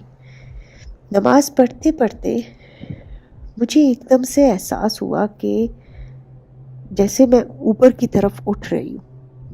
मैं तशहद के फॉर्म में बैठी थी और कोई तस्बीह पढ़ रही थी, और उसी के दौरान मैं ऊपर की तरफ उठना शुरू हो गई। बहरहाल मैंने अपना सर झटका और उस थॉट को इग्नोर करने की कोशिश की, लेकिन कुछ भी नहीं हुआ। I was still going up. मैं ऊपर की तरफ जा रही थी, और मेरे साथ मेरी जायनमाज भी ऊपर जा रही थी। अब क्योंकि हमारे घर में इस चीज़ की एक्सेप्टेबिलिटी, इस तरह के वाक़यात की एक्सेप्टेबिलिटी बिल्कुल भी नहीं थी। मेरे वालिदैन ने हमारे ज़हन में इस तरह के वाक़यात और इस तरह के किस्से कहानियाँ सुनने पे ही पाबंदी डाली हुई थी, और सुनना तो दूर की बात, हम यकीन भी नहीं करते थे। तो मेरे ज़हन में सच बात है कुछ आया ही नहीं कि ये हो क्या रहा है। लेकिन मैं परेशान हो गई कि ये क्यों मैं ऊपर जा रही हूँ। जब मैंने देखा तो जानमाज़ भी मेरे साथ ऊपर ऊपर जा रही है, और लेकिन मैं जानमाज़ के अक्रॉस देख सकती थी, मैं दूसरी तरफ नीचे देख सकती थी, और जब मैं नीचे देखती थी तो मैं नीचे बैठी हुई नमाज पढ़ रही होती थी। मतलब फिजिकली मेरी फीलिंग ये थी कि मैं ऊपर हूँ और ऊपर की तरफ जाती जा रही हूँ, लेकिन जब मैं नीचे देखती हूँ तो मैं नीचे बैठी हुई थी और नमाज पढ़ रही थी। जब मैंने अपने सामने दीवार की तरफ देखा तो मुझे एहसास हुआ कि मैं कितना ऊंचा आ चुकी हूँ, क्योंकि एक बहुत ऊंची सी ट्रॉली थी जिसके ऊपर हमारा टीवी रखा हुआ था, और वो टीवी से मैं ऊपर आ चुकी थी। मतलब जितना एक आम इंसान का कद होता है उतने तक मैं पहुंच चुकी थी। तो उस टाइम पे मेरी सोच से बात बाहर हो गई, मेरी समझ से, और मैंने चीखना शुरू किया, और बहुत ज़ोर से चीखना शुरू किया, जैसे आपकी बिल्कुल होश हवास खो के आप चीखते हो। मैंने जैसे ही चीखना शुरू किया तो एकदम से मेरे घर वाले सारे बाहर आ गए। मेरी बहन सबसे पहले बाहर आई, जो बड़ी बहन थी। उन्होंने दरवाज़ा खोला। जैसे ही उन्होंने दरवाज़ा खोला तो मैं धड़ाम से नीचे गिरी हूँ, एकदम से मैं नीचे पहुंची हूँ, और मेरे हिप में लगी है, चोट लगी है, और मेरी टांगें बाकायदा प्रेस हुई हैं। बहरहाल मेरी बहन आई, मेरी फैमिली वाले आए, उन्होंने मुझे तसल्ली दिया, बोला कुछ भी नहीं है, और उन्होंने मुझे ले गए और सुला दिया। अगले दिन सुबह को मेरे हिप बोन में लिटरली पेन था, और मुझे वो आज तक क्लियरली विविडली याद है कि मुझे दर्द था। और सुबह को जाग के जब मैंने सामने की, हम जहाँ से खिड़की खोलते थे तो वहाँ पे सामने पहाड़ था, और मुझे पहाड़ों को देखने का बहुत शौक होता था। तो मैंने जो है ऐसे ही पहाड़ को देखने के लिए पर्दा हटाया तो वो खिड़की पूरी की पूरी क्रैक्ड थी, बिल्कुल क्रैक्ड। मतलब आप उसको हाथ लगाओगे तो वो बिल्कुल नीचे आके किरची किरची होके गिर जाएगी। बहरहाल जो था सो था। हमारे एक खानदान के बुजुर्ग थे, बड़े इबादत गुजार थे। वो अगले दिन आए तो मेरे घर वालों ने उनको बताया कि ये जो बुजुर्ग थे उन्होंने कहा कि मुझे कहा कि आप हर रोज़ ये प्रैक्टिस किया करें तो आपको ज़्यादा से ज़्यादा जो है वो इस तरह के करामात देखने को मिलेंगे। पर बहरहाल ऐसा दोबारा हुआ नहीं। लेकिन एक अनकंफर्टेबल फीलिंग जो है वो फैमिली में मौजूद थी। मेरी वालदा ने उन्हीं से फिर दोबारा ज़िक्र किया और बोला कि जब से हम आए हुए हैं ये हमारे साथ कुछ ना कुछ अजीब सा होता जा रहा है। तो उन्होंने जो बुज़ुर्ग थे उन्होंने कहा कि मैं यहाँ पे एक बड़े ही पहुँचे हुए आलिम को जानता हूँ, आप चले मेरे साथ वहाँ पे। मेरी वालदा को बोला। अब क्योंकि मेरी वालदा मेरे वालिद इन बातों को इतना मानते नहीं थे तो उन्होंने कहा नहीं मैं तो नहीं जा रही, आपने जाना है तो आप जाके उनसे ज़िक्र कर लें। और वो चले गए। उन्होंने जाकर ज़िक्र किया उन आलिम से। वो एक दिन वापस आया और उन्होंने मेरी अम्मी को बुलाया और बोला कि बैठे और मेरी बात गौर से सुने। कहते आप जब पिछली दफ़ा आपकी पोस्टिंग क्वेटा में हुई थी जो कि 1980s में हुई थी, तो आप लोग जिस घर में रहे थे उस घर में कुछ अजीब सा कोई वाक़या हुआ था। उनका ये कहना था। तो मेरी अम्मी के सामने तो जैसे फ्लैशबैक आ गया। उन्होंने कहा हाँ बिल्कुल। तो उन्होंने पूछा बताओ कि क्या हुआ है। उन्होंने कहा जिस घर में हम लोगों को जो पहला घर मिला था उस वक्त बिल्कुल जो है वो नई शादी हुई थी मेरे वालिद और वालदा की। तो उनको जो घर मिला उस घर में उनसे पहले एक कोई मेजर साहब रहते थे और उन्होंने अपनी बीवी का कत्ल किया था। मेरे वालिद और वालदा को जब वो घर मिला तो उस घर के फर्श पे और दीवारों पे खून था। बहरहाल हमारे जो हेल्पर्स आते हैं, जिसको उस ज़माने में बैटमैन बोला जाता था, वो उन्होंने मना कर दिया कि हम आपका घर साफ़ नहीं करेंगे। मेरे वालिद और वालदा ने खुद कपड़े से दीवारें और फर्श साफ़ किया। फिर जब वो लोग रात को सोते थे तो सारी रात, क्योंकि मेरे वालिद डॉक्टर थे तो कभी कभार वो नाइट ड्यूटी पे होती थी, तो सारी सारी रात मेरी वालदा को आवाज़ें आती रहती थी, लेकिन वो इस थॉट को झटकती रहती थी कि नहीं नहीं कुछ भी नहीं है, ये शायद ऊपर से बिल्ली गुजर रही है, या इस इलाके में गीदड़ भी बहुत ज़्यादा होते हैं तो कोई गीदड़ है, या लेट से कबूतर जैसे छतों में होते हैं तो वो इस तरह की आवाज़ होगी। उन्होंने उसको लिफ्ट नहीं कराई। लेकिन कई दफ़ा ऐसा हुआ, मेरे वालिद और वालदा का कहना है कि हमें आस पड़ोस से हमारे पास लोग आते थे रात को देर से, कभी 1 बजे कभी 2 बजे, और आकर दरवाज़ा खटखटाते थे और कहते थे कि आखिर हो क्या रहा है आपके घर में, इतनी चीखों की और बच्चे के रोने की और औरतों के रोने की आवाज़ें कहाँ से आ रही हैं। और वो लोग कहते थे कुछ भी नहीं है, हम तो सुकून से सो रहे हैं।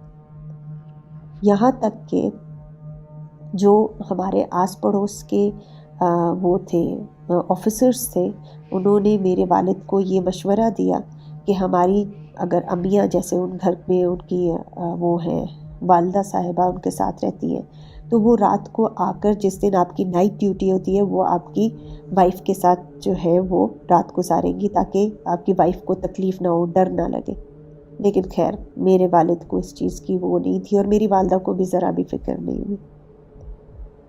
जो होना था सो हो गया। उसके बाद उन्होंने जब भी ये किस्सा सुनाया तो वो बड़ा हंस के सुनाया और बड़ा ही मज़ाहिया तौर पे सुनाया। उन्होंने कभी इस बात को सीरियस नहीं लिया।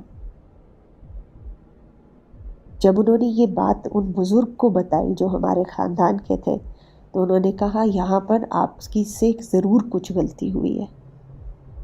वो वहाँ पे जो भी चीज़ें थी, वो आपको कोई चीज़ कन्वे करना चाह रही थी, कोई मैसेज देना चाह रही थी, और आपने वो नहीं किया, और वो प्रॉबेबली शायद आपसे इस बात पे थोड़ी नाखुश है। खैर मेरी वालदा वंस अगेन उन्होंने कहा चले आपकी बात सुन तो ली, अब बताएं करना क्या चाहिए। तो उन्होंने कहा आप जाएं उस घर में, वापस जाकर 2 नफल नमाज पढ़ें और उसके बाद सदका दें। मेरी वालदा ने कहा खैर मैं इतना मानती तो नहीं हूँ इस बात को, लेकिन नमाज़ पढ़ने में और सदका देने में कुछ गलत नहीं है। बड़ी मुश्किल से मेरे वालिद को मनाया मेरी वालदा ने, और मेरे वालिद और वालदा जो है वो चले गए उस घर के पास। जब वो वहाँ पर गए तो क्योंकि वो घर तो बहुत पुराने थे, तो वो घर टूट चुका था और उस जगह पर एक बहुत बड़ा स्कूल बन चुका था। वो आज भी क्वेटा कैंट का सबसे बड़ा स्कूल है, मैं वंस अगेन नाम नहीं लूँगी। तो वहाँ पर क्या हुआ कि उन्होंने कहा ये तो घर ही टूट चुका है, अब क्या करें। अब वो जो स्पॉट था स्पेसिफिकली वो प्लेग्राउंड था वहाँ पे उस स्कूल का। मेरे वालिद ने स्कूल के इंतज़ामिया से बात की और बोला कि यहाँ पर हम लोग नमाज़ पढ़ना चाहते हैं। उन्होंने कहा कोई मसला नहीं। संडे का दिन था, मेरे वालिद आए और उन्होंने वहाँ पे नमाज़ पढ़ी, मेरी वालदा ने भी नमाज़ पढ़ी, और उन्होंने वहीं पर बैठकर जो है वो अपना सदका जो था वो उसको वो किया, डिस्ट्रीब्यूट किया। अभी ये हो ही रहा था तो एक बुढ़ा चौकीदार वो वहाँ पर मेरे वालिद से मिलने आया और उसने कहा कि मुझे यहाँ पे ड्यूटी देते हुए और इसके पीछे मेरा घर है, वहाँ पे रहते हुए कोई तकरीबन 10 साल हो गए, और 10 साल से हर रात मुझे एक औरत के रोने की आवाज़ आ रही होती है, एक बच्चे की रोने की आवाज़ आ रही होती है, और दोनों कह रहे होते हैं हमें बचा लो, हमें बचा लो।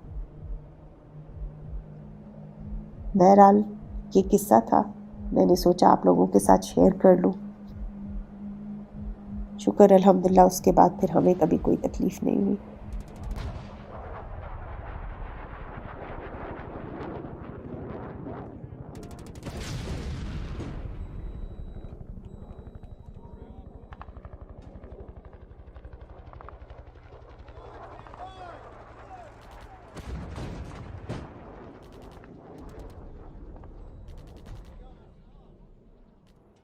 अस्सलाम वालेकुम। मिनहाज भाई कैसे हैं आप? खैरियत से हैं? मिनहाज भाई मैं आपको बताना चाहता हूँ कि 2013 में I got posted to the आपका मोहम्मद एजेंसी जो है 2013-14 में जब ये चल रहा था, तालिबान के साथ वॉर चल रही थी बॉर्डर पे, तो I was posted there Salala check post, आपको पता होगा, जहाँ पे अमेरिकन ने आके अटैक किया था। वहाँ पे मेरा अपना ही मेरा चाइल्डहुड फ्रेंड था, उसी के शहीद होने के बाद I got posted over there. वहाँ पे मिनाज भाई इट वाज ऑल फॉरेस्ट, सब जंगल, ऑलमोस्ट 10,000 फीट के ऊपर वो जगह थी, no electricity, no gas, nothing. हम बस फौजी ऊपर चढ़े हुए थे और आगे तालिबान होते थे, पीछे कोई आबादी नहीं होती थी, जंगल्स के अंदर होते थे हम सारे। तो मिनाज भाई हमें वहाँ पे ना ऑपरेशंस मिलते थे, ऑपरेशंस लाइक दिस कि हमने वहाँ पे एम्बुश ले करने होते थे कि तालिबान वो हमारे ऊपर प्लान करते थे, हम उनके ऊपर काउंटर प्लान करते थे। सो एक मैं I was with my almost 15 persons, हमें इंफॉर्मेशन मिली कि यहाँ से टैंगोज, वी कॉल देम टैंगोज तालिबान को, कि वहाँ से आज इन्होंने हमारे पाकिस्तान के अंदर आना है और अंदर आके इन्होंने आईडीज जो इम्प्रोवाइज एक्सप्लोसिव डिवाइस होती हैं वो आके उन्होंने हमारे रास्तों पे लगानी है, ये जो ब्लास्ट होते हैं सारे एक्सप्लोसिव्स। तो वी गॉट द इंफॉर्मेशन, हमें अर्ली इंफॉर्मेशन हुई वहाँ पे। सो हमने क्या किया, हम पहले ही जाके उस रास्ते के ऊपर ना, I was long with 15 soldiers, तो हमने एक हाइट ले ली। हम वहाँ पे जाके ना शाम में जाके बैठ गए विदाउट एनी लाइट, शाम में अंधेरे में गिरते पड़ते हम जाके ऊपर पहुँच गए। सो आई वाज लेफ्टिनेंट देन, मैं लेफ्टिनेंट था उस वक्त। सो हम वहाँ पे पहुँच गए, थके हारे ऊपर पहुँचे,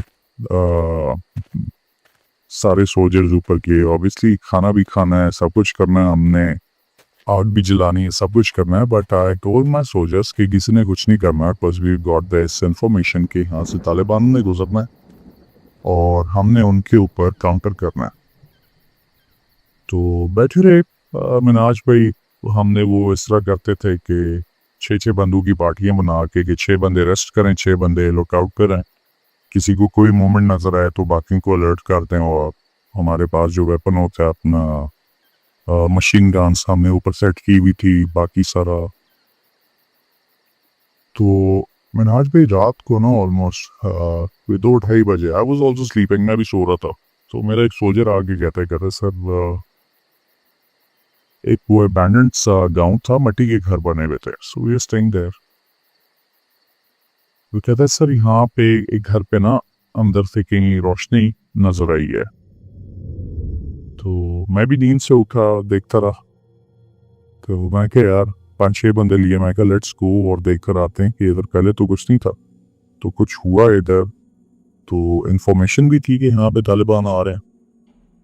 मैं कहा कुछ भी हुआ मैंने अकॉर्डिंग करके विल कैच देम, ये जो भी होता है।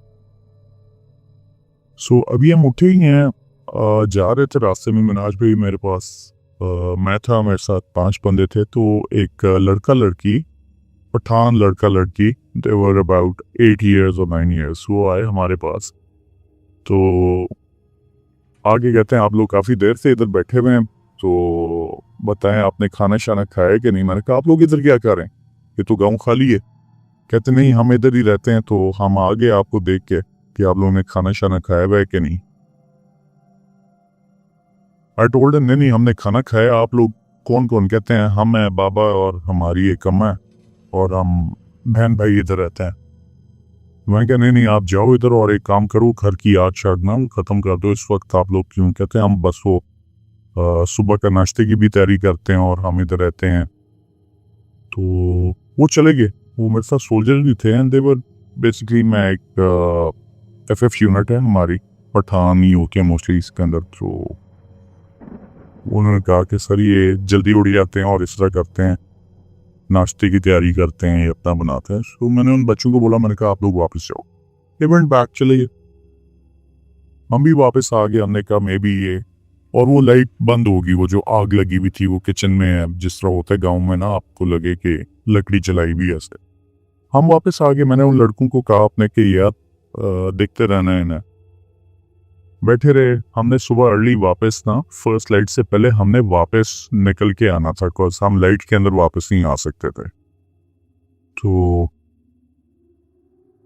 सुबह हल्की हल्की जिस वक्त लाइट हुई, मैंने आज हुई, मैंने कहा, मैं कि यार जाके देखो इस गांव की जो मुझे रिपोर्ट मिली थी कि ये गांव तो पूरा खाली है, ये लोग कौन है तब जो रह रहे हैं अभी। कहते हैं सर होंगे वो गांव वाले होते हैं, आ जाते हैं, ये हमारी ऐसे ही है यहाँ पे कबायली इलाका। मैं कि यार मेरे पास इंफॉर्मेशन सारी पड़ी हुई है, ये इलाका तो बिल्कुल बॉर्डर के ऊपर है यार, अफगानिस्तान है, आगे पीछे पाकिस्तान है, और ये बेल्ट तो बिल्कुल खाली है। तो मैंने आज भाई आई वेंट देयर, वापस अपने कुछ 7 सोल्जर्स थे उनके साथ गया वहाँ पे। तो when I saw that place, वो उसी जिसका मिट्टी का घर है, छत उसका टूटा हुआ है, अंदर जाले लगे हुए हैं, खाली मूली घर, ना बंदा ना बंदे की जात, और उसकी बैक साइड पे ना एक कब्रिस्तान बना हुआ था। कोई 5-6 ग्रेव्स होंगी, वो बड़ी बड़ी पठानों की जैसा बनी होती कबायली इलाके के अंदर में, वैसी ग्रेव्स बनी हुई। हम अंदर ढूंढ रहे हैं, ये बच्चा बच्ची हमारे पास आए हैं और वो हमें बोल कर गया आपने कुछ खाना है पीना है, वो ऑफर दे कर गए। और हमने वो जिस तरह होता है कि हमने वो वैम इसे कहते हैं, व्हेन हार्ट्स एंड माइंड, वो जो इलाके में होते हैं, तो हम फौजी उन्हें कुछ भी नहीं कहते।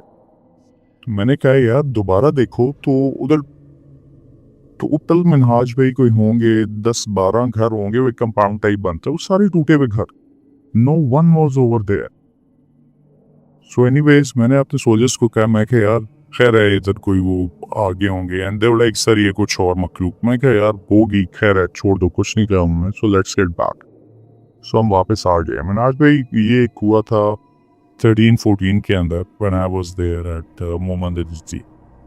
After that I went to Balochistan, जो साउथ बलूचिस्तान है। तो वहाँ पे आपने पंजगूर का नाम सुना होगा। पंजगूर से ऑलमोस्ट 8 आवर्स टूवर्ड्स ईरान अंदर की तरफ परूम आता है पहले, उसके बाद फिर आप आगे चले जाएं तो दैट एरिया, उधर तो ना कोई इंसान है, ना कोई इंसान की ज़ात है, ना कोई जानवर है, ना कोई परिंदा है, इस तरह का इलाका है। तो वहाँ से मोस्टली स्मगलिंग होती है, और ये सारे जितने डीजल वाले लोग होते हैं वो आते जाते हैं। बट जिस जगह हम गए थे वहाँ पे तो कोई ना बंदा, ना बंदे की ज़ात, ना परिंदा, काली मूली काले पहाड़। So I was the only officer over there, और हमारी भी कम्युनिकेशन नहीं थी वहाँ पे मिनाज भाई। We didn't have any phones with us. हमारा एक सेट होता था, बट उसकी भी एक रेंज होती थी जिसके बाद वो ख़त्म हो जाता था। सो मुझे एक जगह मिली कि मैंने जहाँ पे 1 महीने के लिए डिप्लॉय होना था, वहाँ से वी हैड द इन्फॉर्मेशन कि वहाँ से ये BLA वाले जो हैं इन्होंने इन्फिल्ट्रेट करना है। ये दूसरा वाक़या मैं आपको बता रहा हूँ था। सो वहाँ पे जिस जगह जाके हमने, एक पुराने घर थे इसी तरह सेम छोटे छोटे घर थे, वहाँ पे आके ये जो स्मगलिंग करते थे अपनी अफीम और ये सारी वो ड्रग्स ईरान से ला के पाकिस्तान में लाते थे, वो उनका पुराना कंपाउंड था BLA वालों का। सो हमने वो जगह जाके ऑक्यूपाई की, क्योंकि उसके साथ एक पानी का थोड़ा सा चैनल था जहाँ से हम अपना पानी शानी जमा करते थे। बाकी हमें 1 हफ्ते बाद आके ऑलमोस्ट 6 घंटे पीछे आके अपना राशन और वो चीज़ें कलेक्ट करके वापस आगे आना होता था। सो आई वाज देयर। मैंने आज भी और कोई एंटरटेनमेंट नहीं होती थी, मैं अकेला एक ऑफिसर होता था, बाकी तो सोल्जर्स होते थे वहाँ पे। सो और कुछ नहीं होता था, मैं अपने मोबाइल के अंदर ना मूवीज डाउनलोड करके ना रात को देखता होता था। सो आई वाज देयर। मैंने आज भी वहाँ पे मैं एक दिन ऐसे ही ऑलमोस्ट कोई 10-11 का टाइम होगा, 10-11 उधर तो 7 बजे अंधेरा, सब कुछ सोल्जर्स 1-2 अपने ड्यूटी पे होते थे। मैं अपनी मूवी लगा के बैठा हुआ हूँ, उधर मच्छर भी बहुत ज़्यादा होते थे। सो ऑफिसर था तो मेरे ऊपर एक नेट होता था मच्छरों वाला, बाहर मैं लेटा हुआ हूँ कंपाउंड में उसी में। तो मैं मूवी देख रहा हूँ और एक सोल्जर आया मेरे पास, काफ़ी देर खड़ा रहा मेरे पास। ही वॉज इन यूनिफॉर्म, मेरा अपना सोल्जर ना।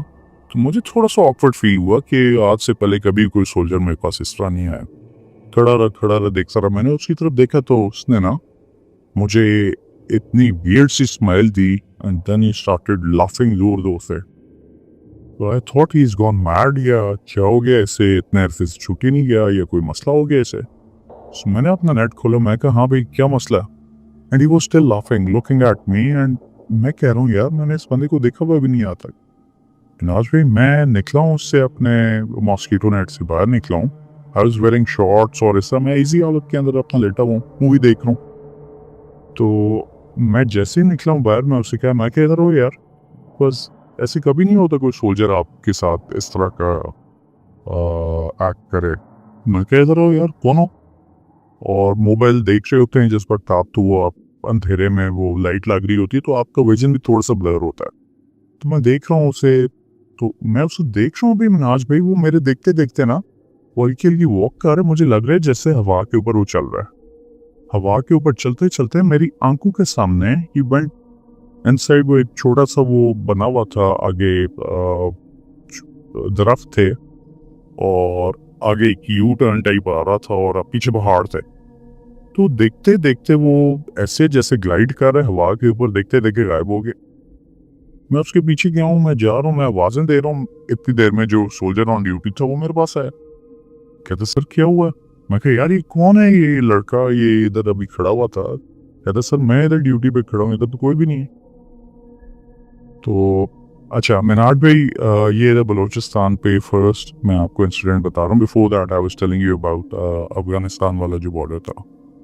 सेकेंडली मिनाज भाई, इधर जो again on the same place, मैंने फिर मेरा वो अंदर भी कंपाउंड होता था, गर्मी होती थी ना, कोई बिजली ना कुछ, बाहर बस वो जो हवा चल रही होती थी उसके अंदर लेट के शॉर्ट्स पहने हुए, ऊपर मॉस्किटो नेट ऑफसेट था इसलिए मॉस्किटो नेट होता था। सो आई वाज देयर। तो इसी तरह अगेन सो रहा हूँ, सोते हुए मुझे एक बिल्ली की आवाज़ आई है जो म्याऊं म्याऊं म्याऊं म्याऊं कर रही है। मैं उठा हूँ, देखा है वो बिल्ली मिनहाज भाई अगेन इसी तरह चलते चलते चलते पीछे गई है और मुझे लगा है जैसे छोटे से कद का एक आदमी, बिल्ली वो कन्वर्ट हुई छोटे से कद के आदमी में, उसी तरह चलते चलते चलते मेरे रूम के अंदर चला गया। तो मैं उठ के बैठ के हूँ, देख रहा हूँ, अब मैं वही नींद से उठा हुआ हूँ, देख रहा हूँ म्याऊं में हुई है। ऑब्वियसली शायद नींद में हो मिनाज भाई, होता है कि आपको लगे कि नींद से उठे हैं या ख्वाब है या कुछ है।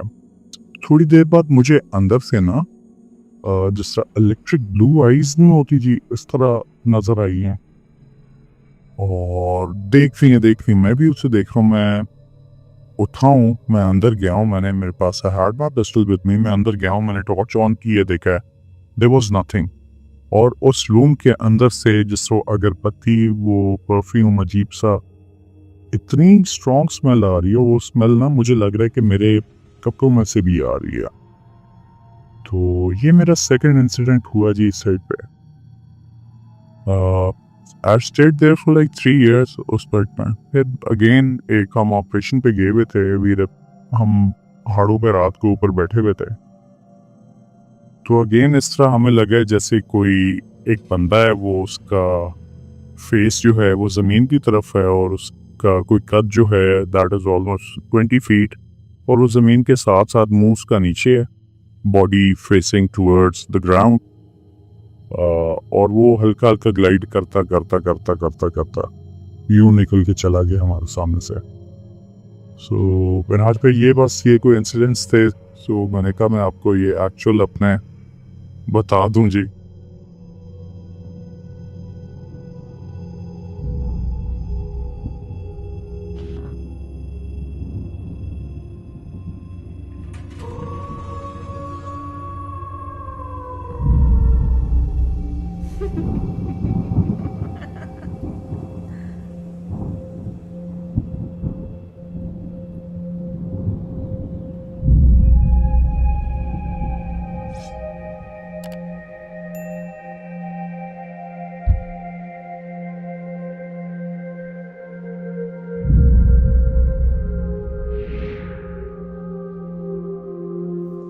अस्सलाम वालेकुम, मेरा नाम उसवा रेहान है और मैं आपको एक वाक़या सुनाना चाह रही हूँ। ये मेरी अम्मी का वाक़या है। एक्चुअली मेरे जो अब्बू थे वो आर्मी में थे, तो हम लोगों की जो है यूजुअली आफ्टर एवरी 2 years हमारी जो है ना वो पोस्टिंग हो जाती थी। तो हमारी कोहार्ट पोस्टिंग हुई, तो कैंट में नहीं लेकिन कैंट से बाहर कुछ घर थे, आई थिंक 5-6 घर थे एक साथ ही, वो आर्मी के थे। तो वहाँ हम लोग हो गए शिफ्ट। एक्चुअली हमें कोई घर नहीं मिल रहा था और उस घर में कोई आके रहता नहीं था। वो रीज़न हमें तब नहीं पता थी, तो हम उस घर में आके हमने जो है वो रह लिया। फिर ये हुआ कि जिस दिन हम लोग शिफ्ट हुए तो जो है मेरी अम्मी को रात को ख्वाब ही आया कि उसी घर में जो है वो कुछ लोग भाग रहे हैं। जैसे फॉर एग्ज़ाम्पल कोई जो है वो बच्ची भाग रही है, फिर कोई आदमी भाग रहा है, फिर उसको एक बंदा है वो गन लेके जा रहा है और उसने शूट कर दिया काफ़ी लोगों को, मतलब 4-5 लोगों को शूट कर दिया। तो मेरी अम्मी डर के उठ गई। तो मेरी अम्मी को लगा कि ये क्या, मतलब बड़ा अजीब सा ये जो है वो ख्वाब था। तो मेरे अब्बू ने कहा कि तुम जो है ना शिफ्टिंग विफ्टिंग की है तो स्ट्रेस में हो थोड़ा सा, मतलब due to shifting and all, तो इसलिए जो है वो ख्वाब आ गया। ऐसी कोई बात नहीं, सो जाओ। दूसरे दिन सोई, यही ख्वाब आया। तीसरे दिन भी यही ख्वाब आया कि वो बंदा जो है ना वो उसके पास गन है और जो है ना वो भाग रहा है और मतलब उसके आगे लोग भाग रहे हैं और वो जो है वो उनको मार देता है। जब तीसरे दिन ख्वाब आया ना तो मेरी अम्मी को बड़ी तशवीश हुई कि नहीं, दिस इज़ नॉट राइट, तो ये कोई चीज़ सही नहीं। उन्होंने बाबा से बात की तो पापा ने कहा चलो अगर तुम्हें फ़ील हो रहा है। मेरे बाबा ने वो इतना नहीं वो जो है वो करते, बिलीव नहीं करते इतना ज़्यादा। बिलीव मतलब है बट इतना, लाइक वो आर्मी में भी थे तो इसलिए ज़्यादा वो डरते वरते नहीं हैं। तो मेरे बाबा ने कहा चलो जो है ना एक काम करते हैं, कुरान ख़ानी करवा लेते हैं। वो तो पापा ने यूनिट से जो है वो कारी साहब को बुला लिया, कुरान ख़ानी हो गई, अच्छा सब सही हो गया। अब अच्छा हम जो थे ना छोटे थे तब हम, I was in first grade, ठीक है, और मेरी बहन जो थी वो प्ले ग्रुप में थी। अब जो है ये सब कुछ हो गया। अब हमारे पास घर में लोग आते थे। एक्चुअली पीपल, जो मेरी अम्मी कहती है कि लोगों को कुछ पता था लेकिन कोई बताता नहीं था कि जो है ना डर ना जाए, ऐसा कुछ जो है ना सीन है। मतलब कि मेरी अम्मी को एक चीज़ महसूस होती थी कि लोगों को कुछ पता है कि इस घर में कुछ है, बट वो उस तरह जो है ना वो डिस्कस नहीं करते। तो हुआ ये कि अच्छा अब हम इतने छोटे थे लेकिन फिर भी जैसे एक वो होती है ना कि प्रेजेंस फील होना, जैसे हमारे रूम में ऐसे बहुत फील होता था कि जैसे कोई है, देयर इज़ समवन ना। अब ये था कि 2002 की बात है तो वो एस्केलेशन शुरू हो गई थी, इंडिया और पाकिस्तान के बीच टेंशन शुरू हो गई थी। तो मेरे अब्बू बॉर्डर में चले गए थे, कश्मीर चले गए थे। तो जो है हम लोग अकेले होते थे और हमारे बैटमैन भी जो हमारे बैटमैन होते ना वो साथ होते थे। तो उसी घर का वाक़या है कि हमारे साथ ऑनेस्टली ये जो भी कुछ हुआ ना अम्मी के साथ जो हमारे साथ नहीं हुआ। तो उसी घर का वाक़या है कि हमारी जो फूफो थी ना उनकी डेथ हो गई थी, मतलब वो लाहौर में थे। तो मेरी अम्मी को जैसे ना 8-9 बज रहे होंगे सुबह के। तो मेरी अम्मी को जैसे वो बंदा सोया नहीं होता तो सोई हुई थी, तो गनूदगी की हालत में किसी ने ना, मतलब वो गनूदगी में थी तो किसी ने उठाया उनको, ऐसा फ़ील हुआ। और मेरी फूफो थी तो मेरी फूफो कहती है मेरी अम्मी को, मैं जा रही हूँ, मेरे जो ये कबर्ड है ना जहाँ मेरे कपड़े शपड़े होते हैं उसमें कुछ कपड़े पड़े हुए, मतलब अंदर मेरे कपड़े पड़े हुए, कुछ पैसे पड़े हैं, वो पैसे मैंने किसी को देने थे, वो अल्लाह ताला के नाम पे ना वो दे दें, और आपने कपड़े जो है ना वो देने हैं, ये अगर आपने नहीं दिया ना तो सही नहीं होगा। तो मेरी मामा जैसे मतलब वो उठी लेकिन उनको ऐसा फ़ील हो रहा था कि मतलब कि अभी फ्रेश ही कोई ना, मतलब ऐसे कोई आया है फिर चला गया। तो आफ्टर आई थिंक 5 मिनट्स हुए होंगे तो मेरे दादा की call I and he told my mom कि जो है ना पप्पू की डेथ हो गई है। तो वो मेरी अम्मी के लिए एक और वो चीज़, अच्छा एक चीज़ है वो मेरी अम्मी की के जो है ना ये चीज़ है कि she can see things in dreams. उनको वो ख्वाब में जैसे फॉर एग्जांपल कुछ फ्यूचर में भी देखें उसके ना, अब आई डोंट नो ज़्यादा इसके बारे में मुझे नहीं पता, आप जिनको ज़्यादा पता होगा, कुछ वो होते हैं ना जैसे फॉर एग्जांपल निशानियाँ होती हैं कि ये अगर ख्वाब में आप ये देख लें तो ये निशानी है, वो देख लें। अब ये चीज़ मुझे भी ख्वाब आते हैं और वो निशानियाँ होती हैं, लेकिन ये चीज़ मेरे पास है और मेरी अम्मी वो ऐसा देख लेती हैं। तो इस तरह मेरी अम्मी को आया और उसी घर पे। और फिर ये हुआ कि एक दफ़ा हमारे गेस्ट आए हुए थे तो हमने बड़ा मतलब अच्छा ना खेलना शेलना सब कुछ उनके साथ खेला कज़न्स थे। अब हमारे ये था उस घर में ना, एक तो घर बहुत बड़ा था। अब जिनको थोड़ा आइडिया हो, जिनके जो है वो रिश्तेदार आर्मी में हो या जो है खुद वो आर्मी में रहे हों, तो वो जो अंग्रेज़ों के ज़मानों के जो घर होते हैं ना, वो बहुत बड़े होते हैं, बहुत ज़्यादा। एक तो उनके बहुत कमरे बहुत बड़े होते हैं, और जो है वो छतें बहुत वो ऊंची होती हैं, मतलब कहाँ से शुरू हो रही होती है वो, मतलब बहुत जो है ना बड़ी बड़ी छत होती है। तो जो है, और वो घर बड़ा था, और हर में ना दरवाज़ा होता है, और वो दरवाजे इसलिए बहुत ज़्यादा होते हैं ताकि वेंटिलेशन हो। तब तो एसी शेसी का कोई सीन नहीं था ना। अच्छा, फिर हम लोग जो है ना, हुआ ये कि हमारे वॉशरूम के बाहर जो है ना कुंडियाँ लगी होती थी। अब नहीं होती, अब जो है यूजुअली लॉक्स लगे होते हैं, इसका हाथ से आप खोल लेते हैं। तो कुंडी लगी हुई थी। अब वो वापस जा रहे थे तो हमें वो नज़र ही नहीं आई कहीं। वो उनकी जो बहन थी ना, एक उनकी छोटी बहन थी, मतलब होंगी कॉलेज में, वो नज़र ही नहीं आई किसी को। अब हम ढूंढ रहे उनको हर जगह। अब घर इतना बड़ा, उसका आगे एक लॉन था, पीछे लॉन था, और उसमें मतलब हमने सब्जियां उगाई हुई थी, और इतना बड़ा था कि उसमें बीच में एक पहाड़ी थी। उन्होंने वो घर को आधा मतलब लॉन को करके इवन पार्क तक बना लिया था बाद में। खैर, तो हुआ ये कि हम देख रहे भाई कि कहाँ है, हम हर जगह ढूंढ रहे, हमें मिली नहीं। इन दी एंड जो है हमें मिली, हमारे एक एंड में वॉशरूम था उधर, और जो है ना उसके बाहर कुंडी लगी हुई थी। तो हमने कुंडी खोली, और उन्होंने कहा मैं इतनी देर से बुला रही हूँ, पता नहीं किसने कुंडी लगा ली है। और मुझे जो है ना, फिर मुझे जो है ना बच्चों के हंसने की आवाज़ें आई, और मैं जो है वो समझ गई कोई बच्चा जो है ना वो उसने शरारत की है। अब देखिए, अब ये एक सोचने की बात है, बच्चे का हाथ एक तो ऊपर जा नहीं सकता, ठीक है, इतना ऊपर किसी के लिए जो है ना वो कुंडी लगा ही नहीं सकता। और दूसरी बात, किसी मोकल इंसान है, कोई अक्लमंद इंसान है, वो तो कुंडी कभी नहीं लगाएगा कि जो उसको पता है कि अंदर कोई है। तो बाहर से वैसे भी कुंडी लगाने की कोई तुक नहीं बनती। तो ये एक हुआ। अब मैं आपको बताती हूँ आगे, उसी ख्वाब में आगे हम जो है वो चलते हैं। अब हुआ ये कि सब कुछ हो गया जी, हमने 2 साल गुजार लिए जैसे करके, क्योंकि मेरे फादर तो यूजुअली बॉर्डर में रहे थे, तो हम ही होते थे। तो ये सब कुछ हो गया। अब हुआ ये कि शिफ्टिंग विफ्टिंग होगी, हमारी पोस्टिंग होगी कराची, और हम लोगों ने कहा कि चलो अब हम ना चलते हैं वापस। अब सारा शिफ्टिंग विफ्टिंग हो गई है। अब मेरी अम्मी ने सारी शिफ्टिंग कर ली, दरवाजे को ताला लगा दिया, बड़ा सा जो है दरवाज़ा नहीं, सॉरी, गेट को ताला लगा दिया। हम गाड़ी में बैठ गए, हमने बाई रोड जाना था थ्रू जो है ना कराची। तो गाड़ी में लग गया, हम घाट से निकल गए। तो मेरे अब्बू कहते हैं मैं तुम्हें एक बात बताऊं। तो मेरी मामा ने कहा हाँ हाँ बताएं। मेरे पापा कहते हैं हमारे आने से पहले ना इस घर में 5 कत्ल हुए थे।